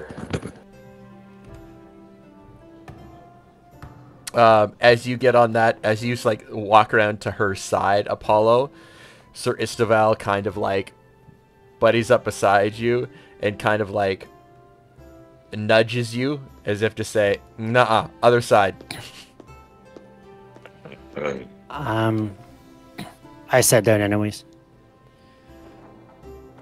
Other side. She says, "Sir Istaval, I know they're adventurers, but they should have some manners, correct?" And he says, "Correct, my lady." She says, "Right." Where I'm from, it's custom for warriors to sit together, side by side. I cast I cast Emissary of Peace, and I do a persuasion check on Apollo to come sit by me instead, because we are brothers at arms, and we have drawn blood together, and have been adventuring together for a long time, and he does not know this woman. All right. What do you think would succeed and convince Apollo? What role? Ryan? I'm going to cast Absorb Elements. That doesn't do anything. It doesn't do anything. What is he casting on me? It's just a high level convincing. It just like adds a +5 to his persuasion roll. I have a +11. Good luck. Have fun. But like he can't. It's not mind control. He can't make you do anything. Mind control. But true to a But you character. know who does have mind control? Oh my God! Stop. Great. What does my nymph voice seduce you? Yeah. Very cyberpunk. Okay. Hot. How would I roll, and then we see what happens? All right. Let's see what you roll. 19. So I look at Apollo, and I said, and I say to him, "Look, the bench is imbalanced. I need someone by my side, someone that I have drawn blood with, someone that has drawn blood with me, and shed blood with me. Why don't you come over here, Apollo?" I cough and say, "Remember Apollo, us backliners don't shed any blood." Lady Morwen stands up and she says, "Thankfully, I have already breakfasted." And she says, "Now," and she kind of gets up and she moves around to this side of the table. Azazel, you want to come over to the table we're actually using? Can't hear you. You're on mute.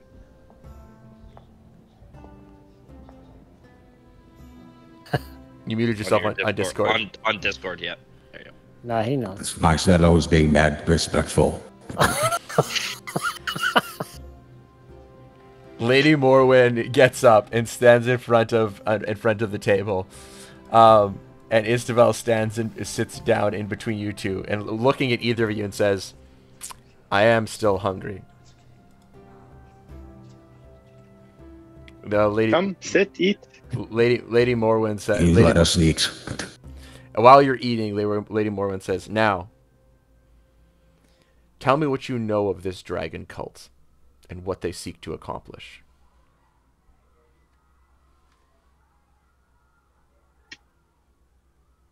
I think that's you there, Nick.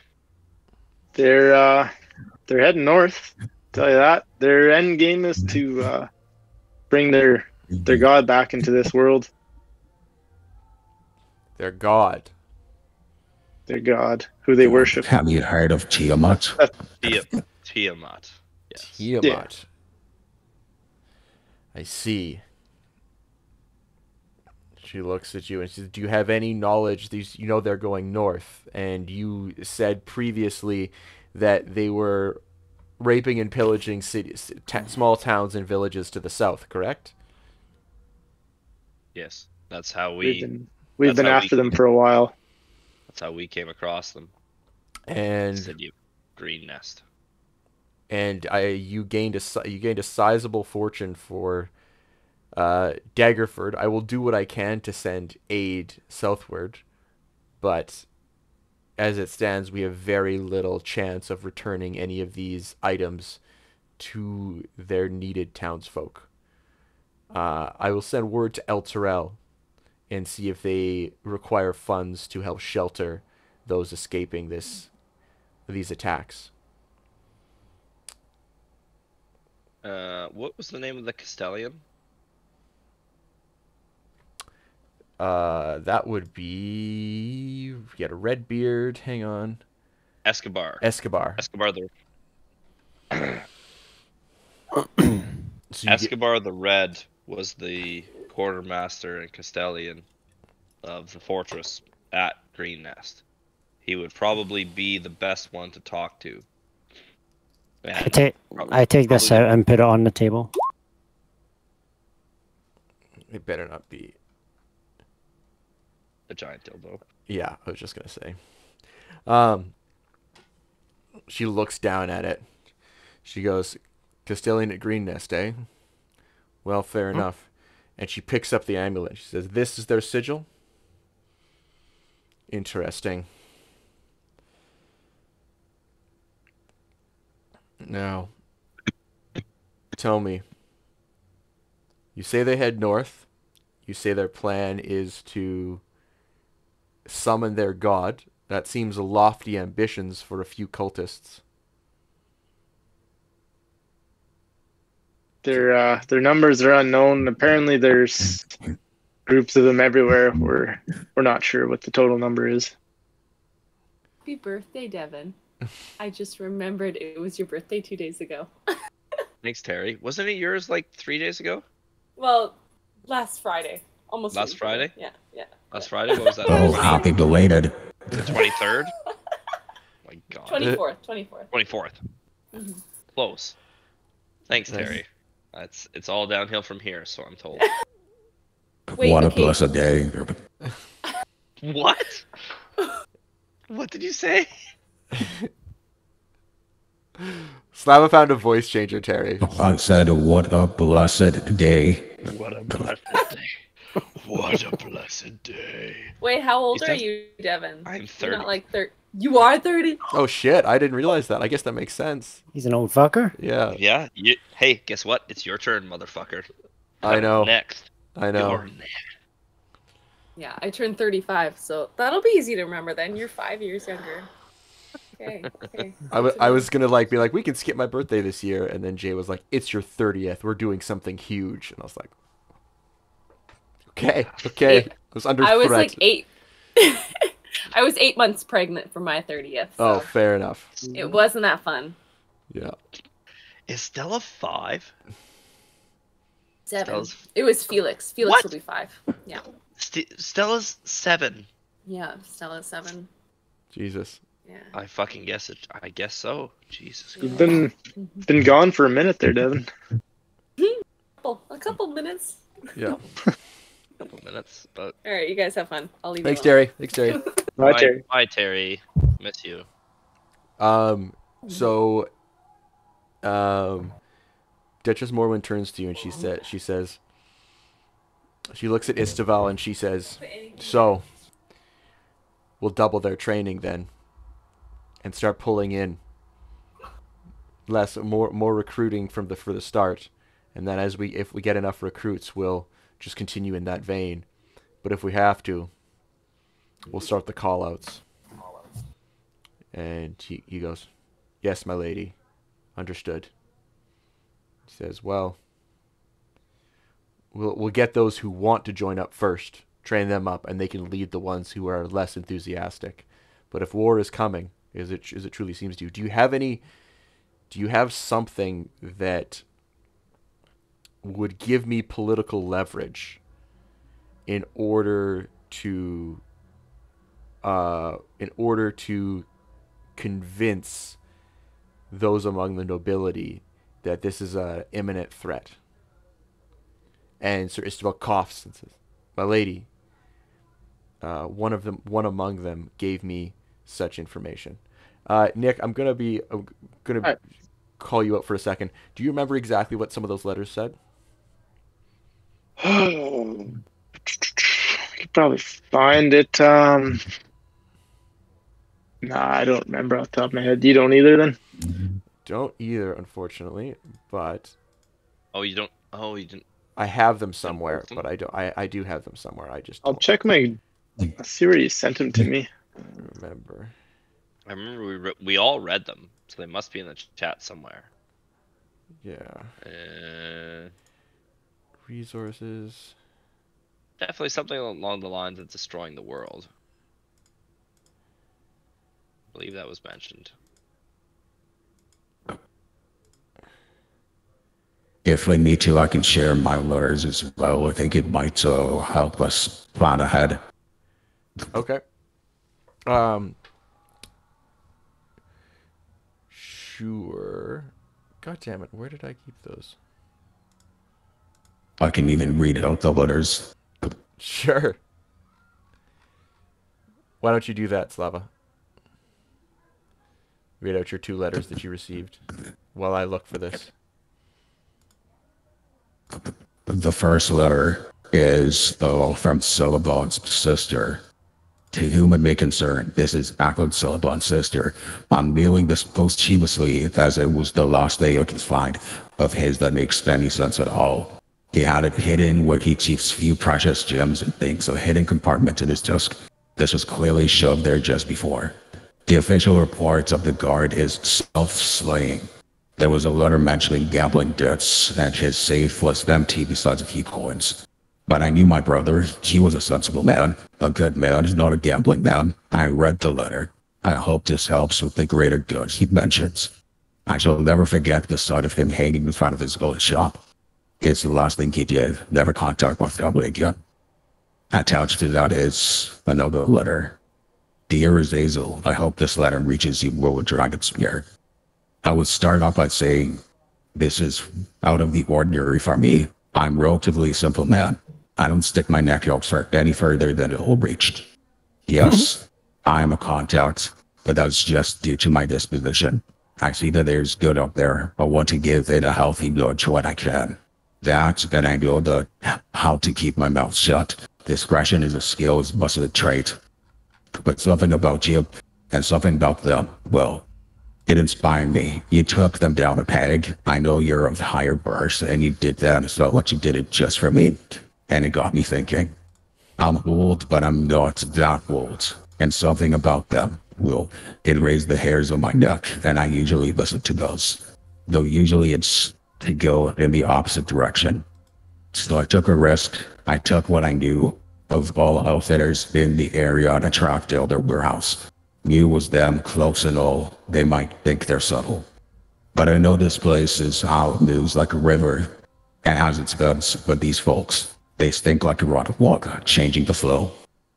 Anyways, I overheard them talking about their plans and then I saw it stepping out of the cart, a flash of black scales, like knight and clawed hand.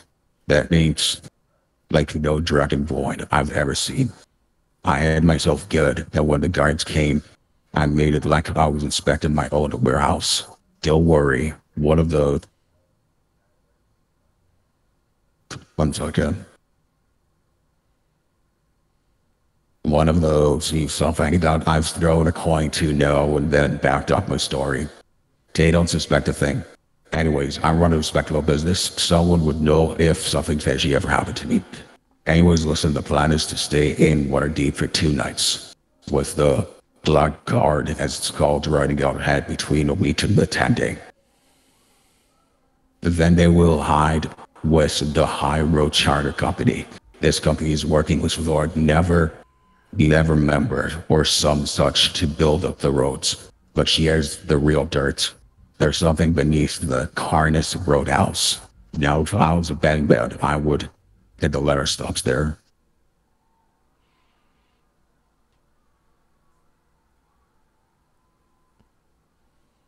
Interesting. Not gonna lie, it's hard to understand. But Yeah, probably. But it's also hard to read. So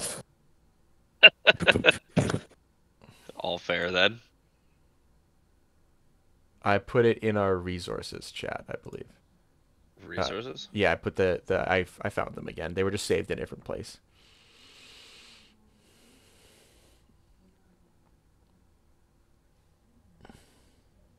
The hell is that? The cat bag thing? The baby bottle with the penis on top of it. That is what Brazilian that's conservatives Bernardo. tried to convince a bunch of people in his country that gay people wanted to hand out to kids. What the fuck? Which was clearly a lie, but that is what they tried to convince them of.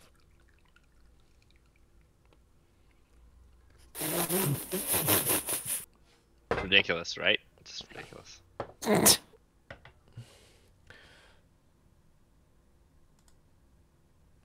So, if I could summarize that, the note basically said, outlined in the last little bit there, the information that Ackland Celebon found out. If you remember, he was the tavern master, and Slava really impressed him with a natural 20, but really impressed him in general. And he found out this information, and then was clearly found out because the guards found a note describing gambling debts and ruled the case a self-slaying. What was the name again? Ackland Celebon. Ackland Celebon didn't kill himself. His sister doesn't seem to think so. His sister seems to think it's the adventurers who got him involved fault. Were the ligature marks like down? She does not say in the letter, like Devin. above. That's not described in the letter. it's 2 slashes to the back of the head.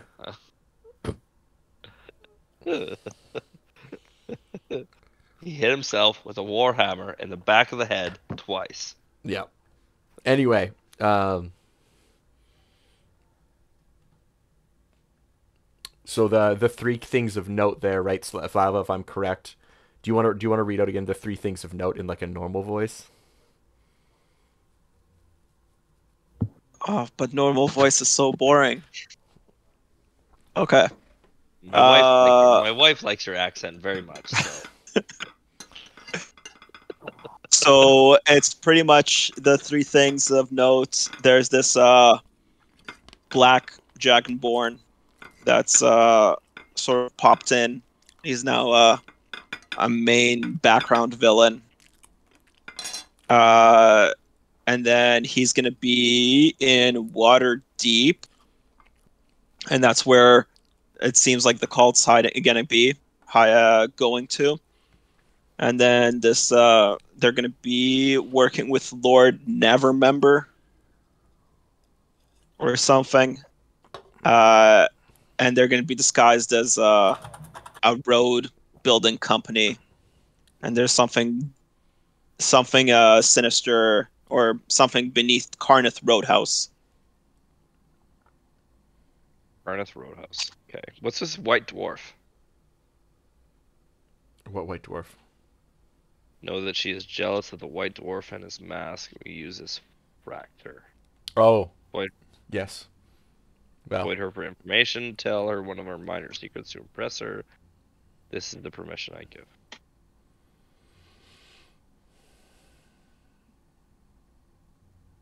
Oops. Your forever sensei?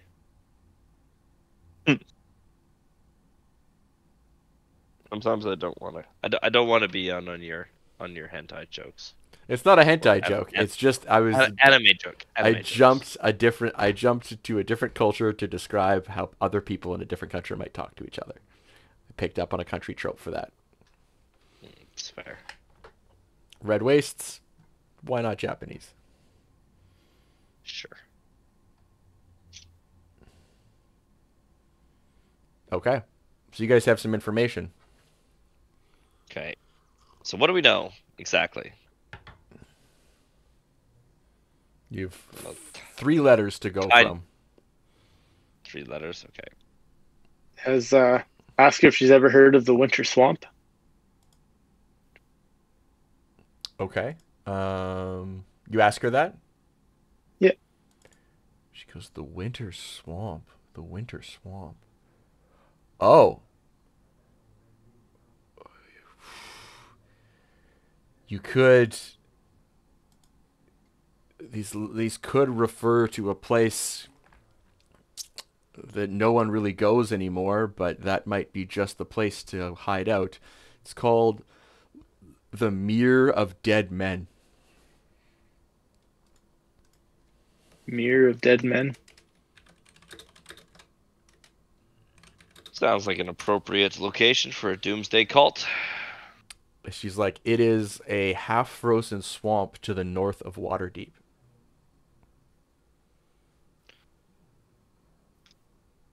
She's like, it is almost completely untraversable by cart. It is sometimes barely traversable by horse. But there are certain rest stops on the way, and I have heard Lord Never Remember working on roads to build up trade and to be able to connect Waterdeep to the north. That has all seemed on the up and up, and I will be perfectly honest with you, this is not enough to challenge Lord Never Remember. He is the Lord of Waterdeep, the largest city in this land, and the ruler of and the current head of the Lord's Alliance. I believe he's the. Hang on, let me check that actually. Where are you getting this from? Yeah, the Lord's Alliance. I'm telling you, this Lady Morwen is telling you based on what you just told her. Okay. Yeah. And what was the name of the Lord of the Lands? He's Lord of the Lands around Waterdeep, and he is. There we go. I'm gonna get his full name here for you because she would know that. Yep. Something Neverwinter. Water. Well, never remember, but never remember. Sorry, yeah. Never But- remember. What can you tell me about Waterdeep? I've never been there. Sure. Waterdeep is the largest city in all of the Sword Coast. It is a massive trading city. It is a massive port city. What happens effectively when you go into Waterdeep, the streets are actually too small for most carts, and any large cart is actually illegal within city limits. So what happens is you come to there with your carts and you either sell them to middlemen, you sell your supplies to middlemen generally, because again, it is the largest trading city in the Sword Coast, and basically many traders go up there and either sell their stuff to middlemen or wait for people to come out to them, or hire really expensive hand carts, like men to carry their stuff, to carry it from the entrance and the land entrance to the port exit.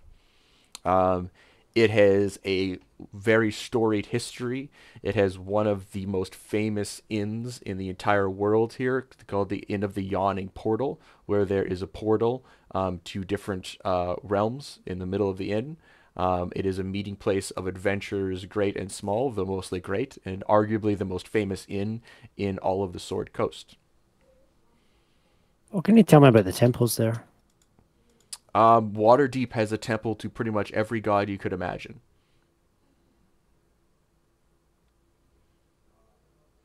I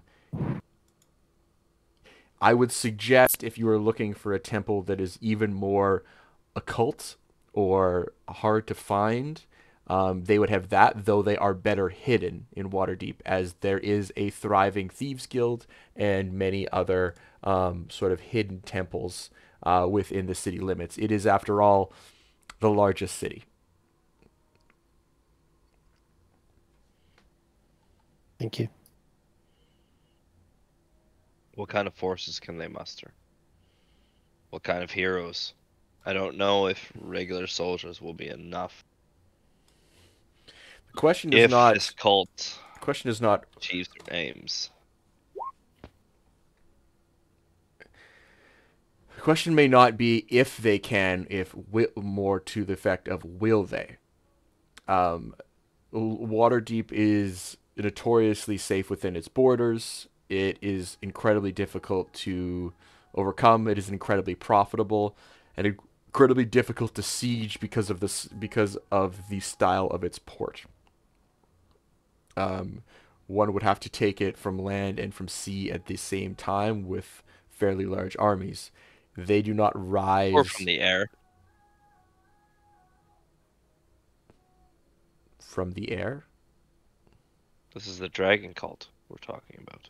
And they are not simply trying to summon one dead dragon. They have dragons under their control. You know this? They are trying. We found dragon eggs in a cavern after they left. And what did you do? Why they would leave? What did you do to those dragon eggs? We smashed them to bits. And you were sure they were of a chromatic color? I believe they were black, weren't they? Good. It is best to be. Normally, I would not call for the shattering of any creature, especially an intelligent, sentient one, but to have multiple black dragons in the south,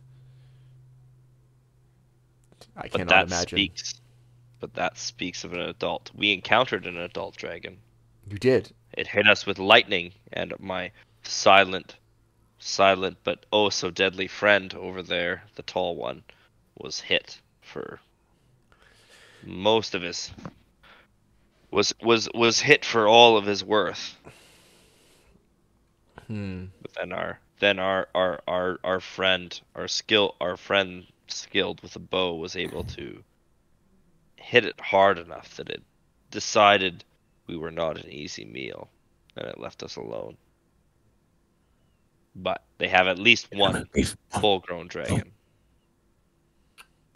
I will say this. Unlike us, Waterdeep is a large city that generally conscripts its troops and hires mercenaries from around the world. The issue with Lord Neverremember is he is by all accounts, he is truly a merchant. He sees where he sees investment and wealth and profit as his most important gains. If the people are happy, it is because he is making money. And he is, not to say he is a bad ruler, he is no tyrant, but you will have to work to make him see this. And he will not like to think that any of his investments are currently awry. He may agree to help you investigate, though that will take some serious convincing on your part. I will write you a letter of recommendation, sealed. It must remain so. But this letter of recommendation will go with you, and I will offer representation on the Lord's Council if they choose to convene. And she looks at Sir Isteval, and he stands up. My lady, do you wish me to regain my post and again serve in your stead? He says, Sir Isteval, I would trust no other. But first... Sorry, it's Nick just diving in and out here. Yeah. But first... What do you believe of these men? He says, I have seen them fight honorably and strike true. At first glance, they seem divided, a motley crew. But I have seen them come together in battle, and much like our other alliances, united under a single purpose, they could be quite the powerhouses. Now, thank you for the gifts of your influence, which are no strength of arms or breadth of coin could ever buy. And I return it with my own. If this cult is to attack you, no men-at-arms or crossbowmen will help you. No amount. You need weapons. You need weapons capable of breaching the dragon's armor and causing significant damage to them. Indeed. The elves or the dwarves of Mithril Hall. I am known to them. Brunor Battlehammer. If you tell him you are a friend of mine, he will help you. I'm sure of it. I've known him since I was a child. He taught me to smith. If you mount his ballistas on your walls, you would have a chance against the dragons and their cultists. It certainly would not hurt. It would be expensive. His work is not cheap, but I can assure you it is of the utmost quality. And shall you need it, you will be glad that you had it.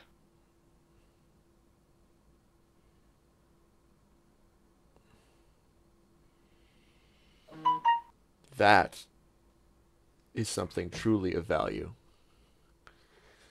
I will say, I will be the easiest you had to convince. And I've already seen you defend this city against beasts of magical corruption once. Sir Istavel and I see the value in the heart of people, rather than what value they are of use to us. And our insight tells us you are adventurers to trust. I wish you well in your journey, but first, do see what you can get out of our prisoners. I would also appreciate that. These letters are something to go off of, but if we can get any sort of confirmation. I do have one request, though. We do not condone torture here. That is not our way. Deprivation? Absolutely. But hot pincers, I don't fingers think under that'll be nails, I we don't do that here. I don't think that either of those will be necessary. And I look at Azazel. Azazel, do you want to put Zone of Truth in the chat for me for a second? I just want to make sure my reading of it is correct. As you wish. As you wish. As you wish. Okay, Princess Bride. Stop trying to romance me. That's actually pretty amazing, though. Every time it sounds a little messed up is because I hear myself and I want to enjoy it just as much as you're enjoying it. So which one are you? Did you get the pro or what? What are you under? Just the free trial. Because I'm like, look at, there's only like 4 options for me. There's Yep, that's what I'm using. the beta, the narrative, the Titan, or custom pitch. So they might be different for all 4. I'm the narrator. Okay. All right. Let's try it. Can you hear me? Yep. Jody don't sound different yet. All right. Oh, there's a little thing in the bottom left that says "Hear myself." That's why you can hear yourself. Yeah, I know I've been totally on and off. So I don't sound different to anyone else? No. I must have a narrator's voice already. Oh, fuck, that's a fucking mind fuck. You don't sound any different to us. Do it. Really? I No. sound different to myself. Okay, so it must not be linked with Discord. How do you link it to Discord? I just set it as my mic, the primary audio output. I see.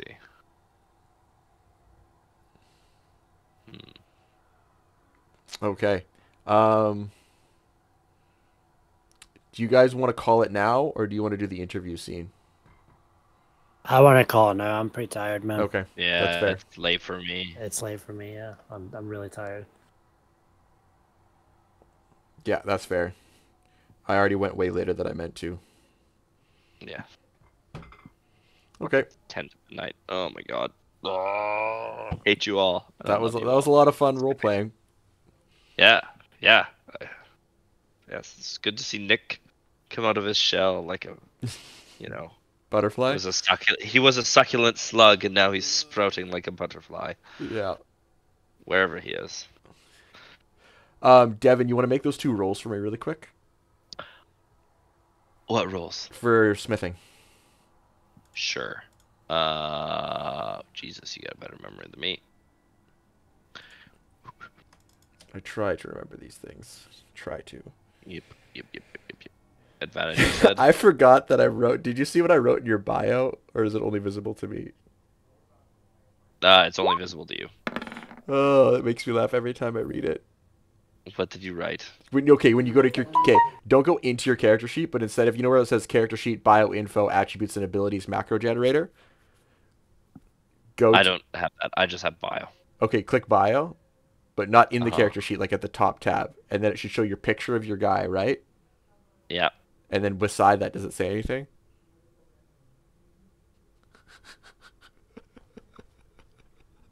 I don't remember. I wrote that like when we started the game, and I don't have decent feet. I do not have decent feet. I have terrible feet. Your character They're horrible. Does. Your character does. I just want to throw this in general chat so everyone can see real quick. This is what I put in Devin's character when I made it, and I don't know why I did it, and it still makes me laugh.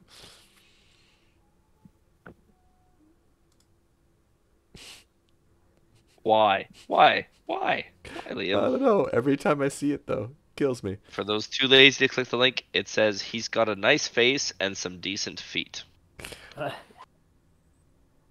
So, yeah, it is what it is. Okay.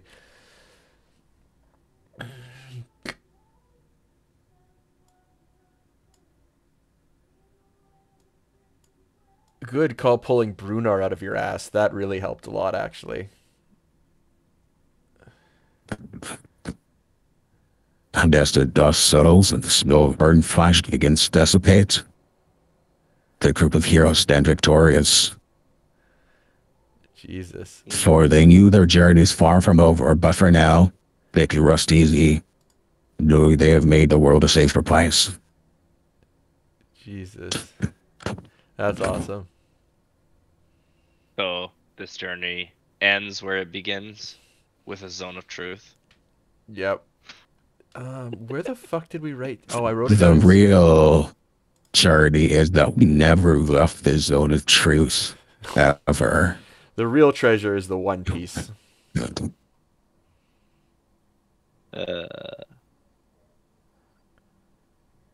this the last year and a half has been over the course of 10 minutes. I believe it.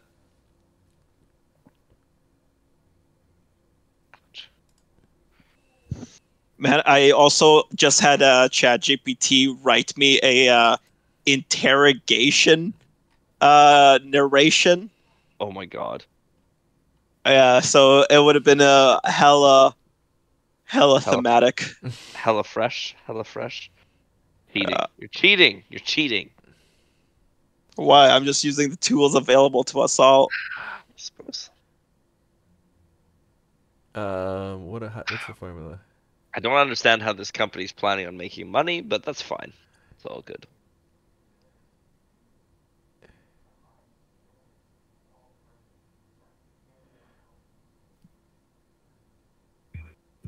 Wait. Okay. Yeah, roll 4d6s.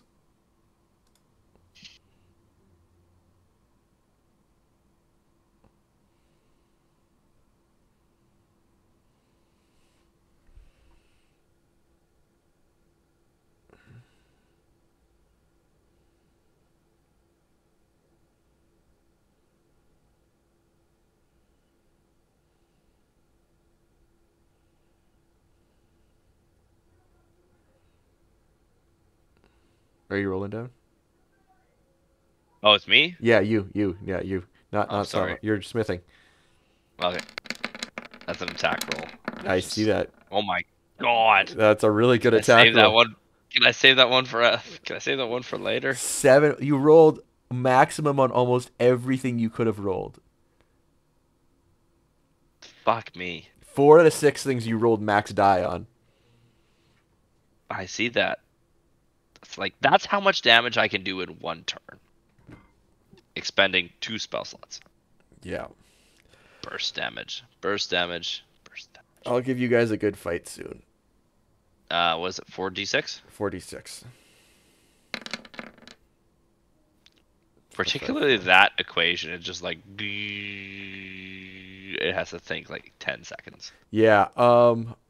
Okay, so here's the deal. That's a pretty good roll. Yeah, it is. What I'll say is I'll take that roll. With that roll, here's what else I'll say. If you can spend like this day, like if you guys leave this day, then you won't finish it for a few days. But if you're able to blacksmith again tonight, you'll finish your plate mail. Get that extra 1 AC.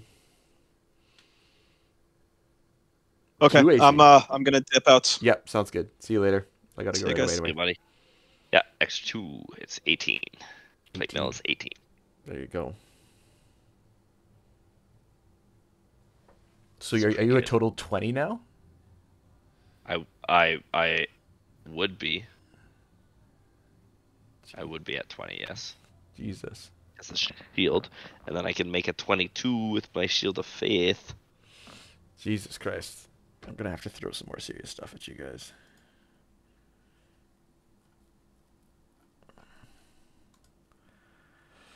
Still, Well, you know, you can wear us down.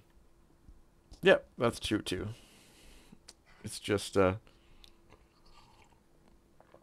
got some fun fights planned, but I realized also that this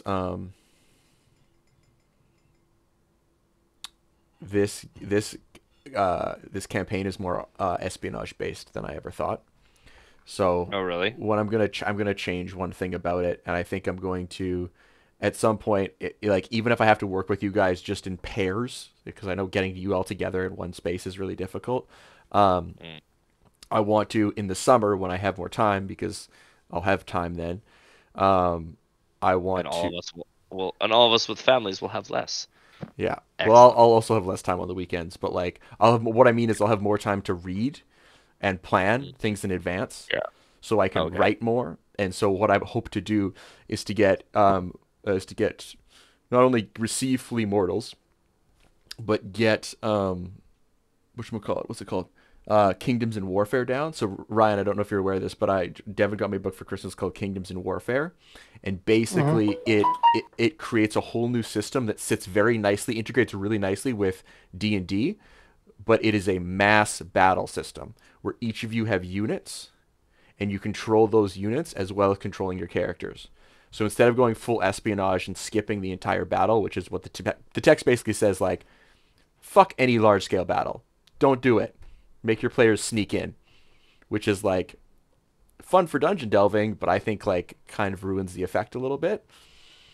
Yeah, I feel like this campaign's more high epic magic, and I feel like it's what it says on the tin. It says on the tin it's like dragons and da da da da da da da, and then you go and it's like we're gonna sneak into a caravan, we're gonna sneak into a house, we're gonna sneak into a castle, and I'm like, yep.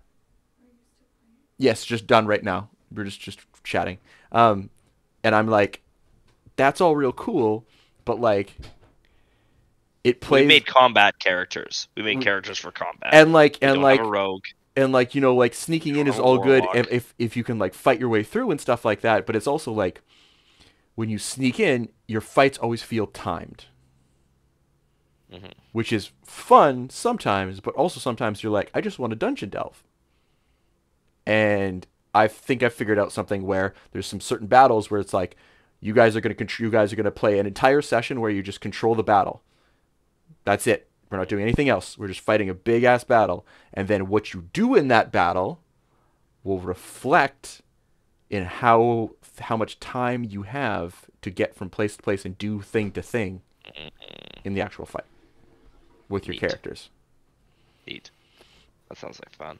And it's Sounds all like fun. yeah, it's all I based like off like class too, Ryan. So like you being a ranger, him being a paladin, you get and you being a different race, you get different access to certain units, and you get to give those units special abilities.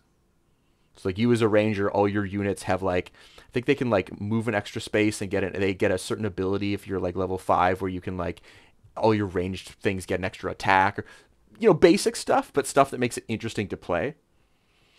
So. And But every it is an opt-in system, so like if somebody just wants to hang out and doesn't want to yeah, if you do it, hate the that's idea of fine. it, you also don't have to do it. It's just like, yeah, it's definitely yeah. But I'd like the problem is in explaining it. It's very difficult for me to just like I would have to sit here and talk to you for like 20 minutes to explain it. Like it's Yeah, I'll have to read it too, so at least yeah, because I have the PDF somewhere. yeah. I gotta go to bed. Okay, sounds good. I Talk to you I later. gotta pack my lunch and I gotta go to bed. So. Okay, see ya. Bye, Okay, Ryan. bye. Hey, Yeah, good session man. tonight. Thanks. Yeah, like I like our combat sessions, but I think I like our roleplay sessions more. Yeah. I try and keep it balanced because if we only do one, it's not very fun because you get bored real fast. Yeah. Yeah. Mm-hmm. I think with my game, that's what I need to do is get more role play with John. But all I've been doing is just like combat sessions. It's hard to do roleplay. It's hard to do roleplay sessions when your people don't show up. Yeah. Yep. That's what it is. Yep. It's just really difficult. It is what it is. Yeah. Like, and 100% get it.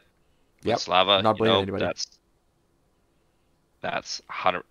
I get it. He's in a honeymoon phase with his girlfriend, and there's work babies are dying. It's I get it. I 100% get it. I'm not gonna push him on that. You can get it and still hate it at the same time. Yeah. I just gotta. Maybe I'll try and do something different with just John and Brad if I can get a hold of John. John's terrible to get a hold of too, so it's it's not just Slava by any means. The only one that's easy to get a hold of is Brad. Mm-hmm. He always responds. But John and Slava not as much, but Slava has good reason. Okay, John, before you go, I just wanted to mention one thing, Devin. So I looked at that thing that I sent you, and some of it seems really good, like the spellcasting descriptors seem really good, but I think it might be worth paying the $5 to their Patreon and getting all of their documentation. I'll think about it. I gotta cancel my last Patreon. I gotta find my files and cancel my last Patreon. Yeah. Or no, I think my card expired. Haha. I think I made a backup file. Fair enough. I think I did, but I gotta sort that. I'll try and do that this weekend if I have time. Yeah. I haven't had a lot of it. Yeah, neither I feel have like I. every time I work a single day of overtime, I'm sick for like 2 weeks. That sucks. It's just like I'm just like maxed out all the time, and the working day of overtime just like pushes me over the edge. It's like but I need the fucking money. I don't need the money. I want the money. I do need the money. It's both. It's both. It's both. It's both. It's both. Fair enough. Alrighty, if I could work overtime, I would do it, but I can't. It's but a fucking computer. This computer is fucking bitching though. Like I can run Cyberpunk at like max everything settings, That's even crazy. ray tracing, and still 60 frames. I'm so jealous. 60 to 80 frames. I'm at 30 on high, so it's pretty fucking great. That honestly, that's not bad. Really. no, it's not bad, especially for the time that I have all this system for. It's actually really good, way better than I expected. It's just like your friend has better. Yeah. Well, the only thing I might find a mod because every time fucking Johnny takes his glasses off, I'm just like, put them back. It's just like, we fucked up the eyes. We're just gonna put glasses on top of them. I think I got to the dialogue where you're talking about where he's kind of just a terrorist, and yeah, I agree with you.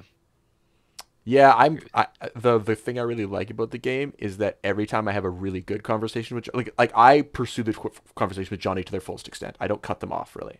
Like you can do that. You can just be like fuck you and dip out. But like I fulfill those conversations to their pretty much fullest. Sometimes every once in a while I'll skip over a dialogue option because I'm just like I don't agree with any of those things to say. But that's very rare. But I will say every time I have a really good conversation with him, but after like finishing a part of the main quest, I'm even more conflicted, and that's good writing. Mm-hmm. Every time I think I'm like, no, it's this guy's this. I'm like, but also that. Yeah. And every time I'm like this, and I'm like, but also that. And every time I like this character, I'm like, okay, well, this character is responsible for like a bunch of people dying, but so are you. And it's a weird. I kind of balance V's morality on like a very thin line. I do a lot of, instead of killing people, I actually do a lot of like non-lethal takedowns. Really? I feel like scavs. I kill scavs. I don't worry about scavs. Yeah, scavs. I don't worry about. Like, like you cut people up for a living. Fuck you. You live by the blade, you die by the blade. Yeah, that's the way shit goes. But I haven't done too much. I haven't done too much in general with it. I'm only like 5 hours in, but it's like I'm really enjoying it, and just I'm a lot of hours in. It's like such a different experience. Like, yeah, like I definitely like I was playing Warhammer and like whatever it was just before I built my computer. I was just like, this fucking sucks.